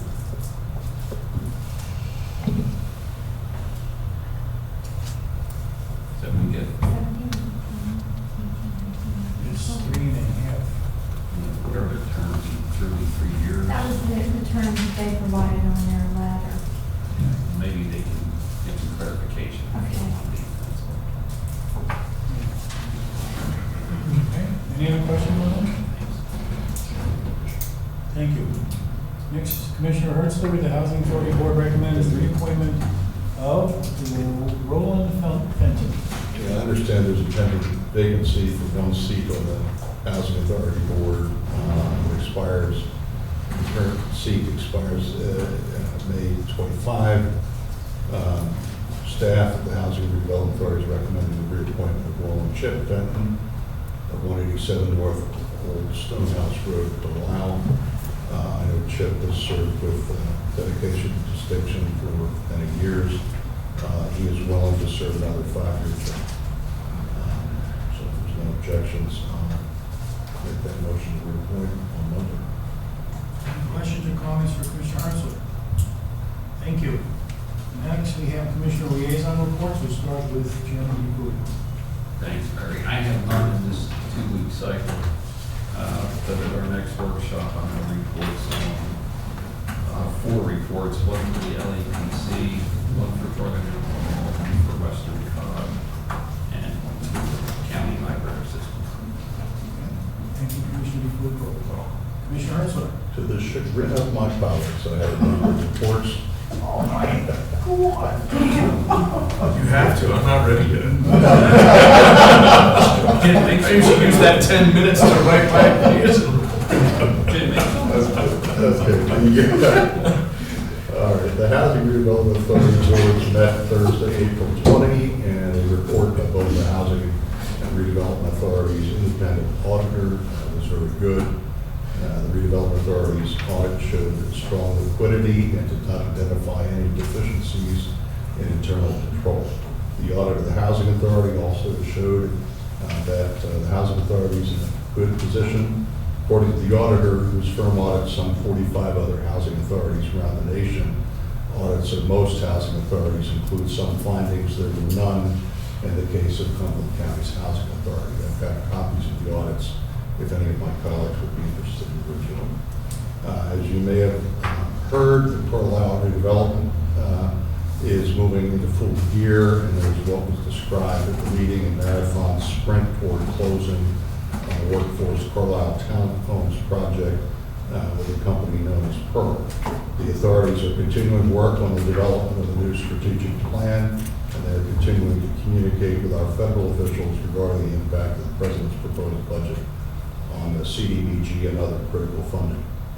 As I've been mentioning in my liaison reports before, as a result of the President's budget proposal, HUD has already told housing authorities around the nation to begin to reduce the number of low-income families, seniors, and the disabled who receive housing choice vouchers toward their rent. Our housing authority is trying to deal with the anticipated funding reduction through attrition, but there's a very real concern that some folks could lose assistance and be dislocated from their homes. No additional folks on the waiting list are being accepted, and according to the report I received at the Housing Authority meeting, they will need, again, hopefully through attrition, to reduce the number of families being served by 15 a month. All in all, the 1,300 residents being assisted will need to be reduced to somewhere below 1,200 to make ends meet with available funding. The Harrisburg Area Transportation Study Coordinating Committee met Friday, April 21, In addition to the cable median barrier and other safety improvements on the I-81 corridor that's now planned by PennDOT, there was significant discussion about the need for capacity expansion along this major artery in our county and throughout the region, and the need for the federal government to step up to the plate and follow Pennsylvania's lead in providing the necessary funding to make widening I-81 a reality. Of interest to Cumberland County, HATS authorized the use of federal transportation alternatives funding for the Carlisle Fairgrounds Trail and for the Lambs Gap Sidewalk Project. Also at the meeting, HATS approved a letter to Silver Spring Township notifying the township that HATS is including in its long-range planning efforts the proposal for a feasibility study for the South Mountain Trolley Greenway. The project supported by our Planning Commission in Katy, along with a number of other groups, envisions an off-road 7-mile bicycle and pedestrian trail between Mechanicsburg and Dillsburg along the route of the former Dillsburg branch of the Cumberland Valley Railroad. In addition, as a follow-up to Norfolk Southern's wholly inadequate response to our HATS letter regarding the now abandoned pedestrian underpass project in Lower Allen Township, HATS is sending a new letter to Norfolk Southern requesting that, at the very least, Norfolk Southern refund Lower Allen Township for the $12,000 fee Norfolk Southern charged the township for the rail carrier's review of the proposal that they first approved and then later rejected. Okay, the Aging Advisory Board also met on Friday, April 21. Once again, there was discussion and concern voiced regarding the state budget and the proposal to merge the State Department of Aging into the much larger State Department of Human Services. As May is Older Americans Month, as we proclaim today, and the theme this year is Aging Out Loud. Seniors from across the state are expected to be a little loud when they converge in our state capitol next Wednesday, May 10, to rally in opposition to the planned consolidation. The concern remains that the needs of our seniors, the fastest growing segment of our population, will get lost in the maze of the larger bureaucracy that is DHS, with something in the neighborhood of 16,000 employees already. Seniors from a number of our county senior citizen centers are planning to join their counterparts from around the state for the rally next Wednesday. Meanwhile, the Senior Volunteer Luncheon, which honors our seniors who give up their time and talents in service to others, is scheduled for next Friday, May 12, at the Park Inn in Hampton Township at 12 noon. I hope my colleagues might be able to join in attending. The Cumberland County Conservation District Board met Tuesday morning, April 25. There was a report on the annual tree sale, which, as I understand, they've been a record setter. Thousands of seedlings were sold. Most popular was white pine, gondolar fir, and Colorado blue spruce. The county Envirothon was held on May 2nd at the Mechanicsburg Sportsmen's Association. 9 area high schools, a total of 116 students participated this year, and schools participating in the competition, which is an academic competition that provides high school students hands-on field experience dealing with natural resource issues. School districts participating include Big Spring, Boiling Springs, Campbell, Carlisle, Cedar Cliff, Cumberland Valley, East Pennsboro, Mechanicsburg, and Shippensburg. The State Conservation Commission conducted an evaluation of the dirt, gravel, and low volume roads program, and Cumberland County staff received exceeding expectations for all categories. The Conservation District has also produced its 2016 annual report. A copy, I believe, was mailed to all of my colleagues and myself. I attended Tuesday's Carlisle Chamber breakfast with Senator Eichelberger. Again, with the latest revenue projections showing a state budget deficit of over $1 billion before the close of the current fiscal year on July 1. Hopes for an early settlement on the state budget just got much harder, according to the senator. There is a County Commissioners Association Pennsylvania Board Conference call this afternoon. regarding the latest on the state budget, and I plan to participate. And that's all I have. Thank you. Any comments or questions for Commissioner Hesler? Thank you. Mr. Eichelberger. Just thinking of items. I got some updates.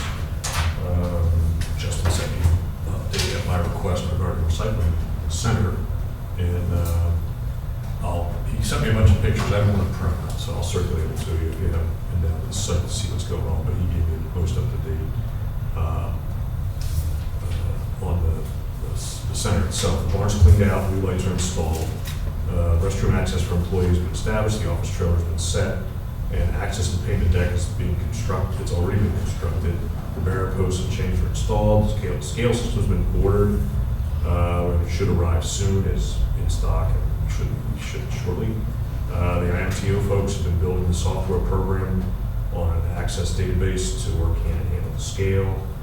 And that apparently is the long pole in the tent, as they say. It's the critical path of what it's determining what our schedule is. So, and they need, of course, to do some testing on that and make sure there's no bugs involved. So we still don't have a firm date on the opening, but last he mentioned to me was still late June or July. And that's got some margin built in, so we're hoping to do better than that. Financial controls ironed out, moving forward with getting site attendant in place, so they got a number of resumes. We're talking to a few folks there. Contract with the recycler has been finalized. That's absolutely essential, of course. And mentioned, I just got the email from them a few minutes ago, that the registration that they applied for with DEP came through today, and they got the approval, so those barriers are out of the way. They're talking to Middlesex Township today to discuss the signage for the site. Obviously, so the public can find it easily. And that's everything on the recycling center. For planning commission, Kirk sent me an update to supplement my discussion with him just a few days ago. May 16th, Monday, May 16th is the third municipal planning workshop of the series they have scheduled this year. This one's planning for agriculture.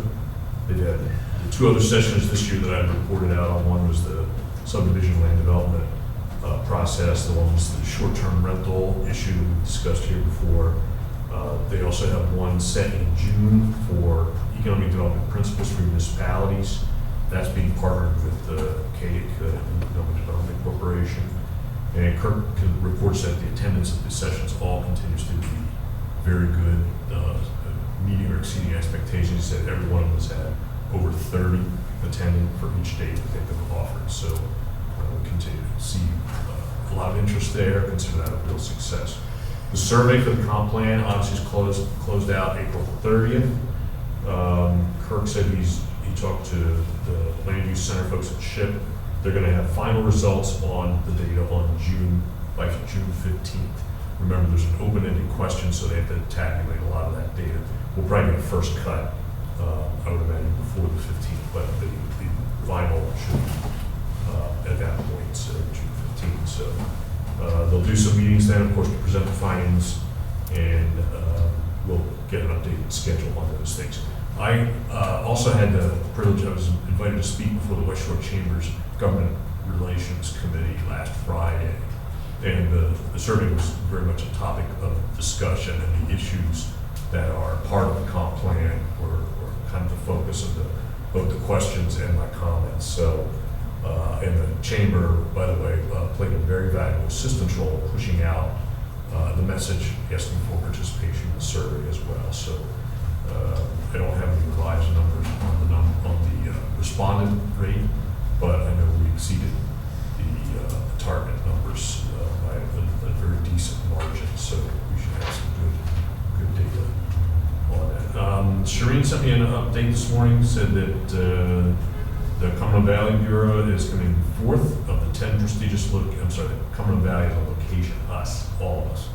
We came in fourth out of the 10 prestigious locations across the country in American Craft Week competition, beating out strong arts communities like Asheville, North Carolina, and some of the locations in Vermont.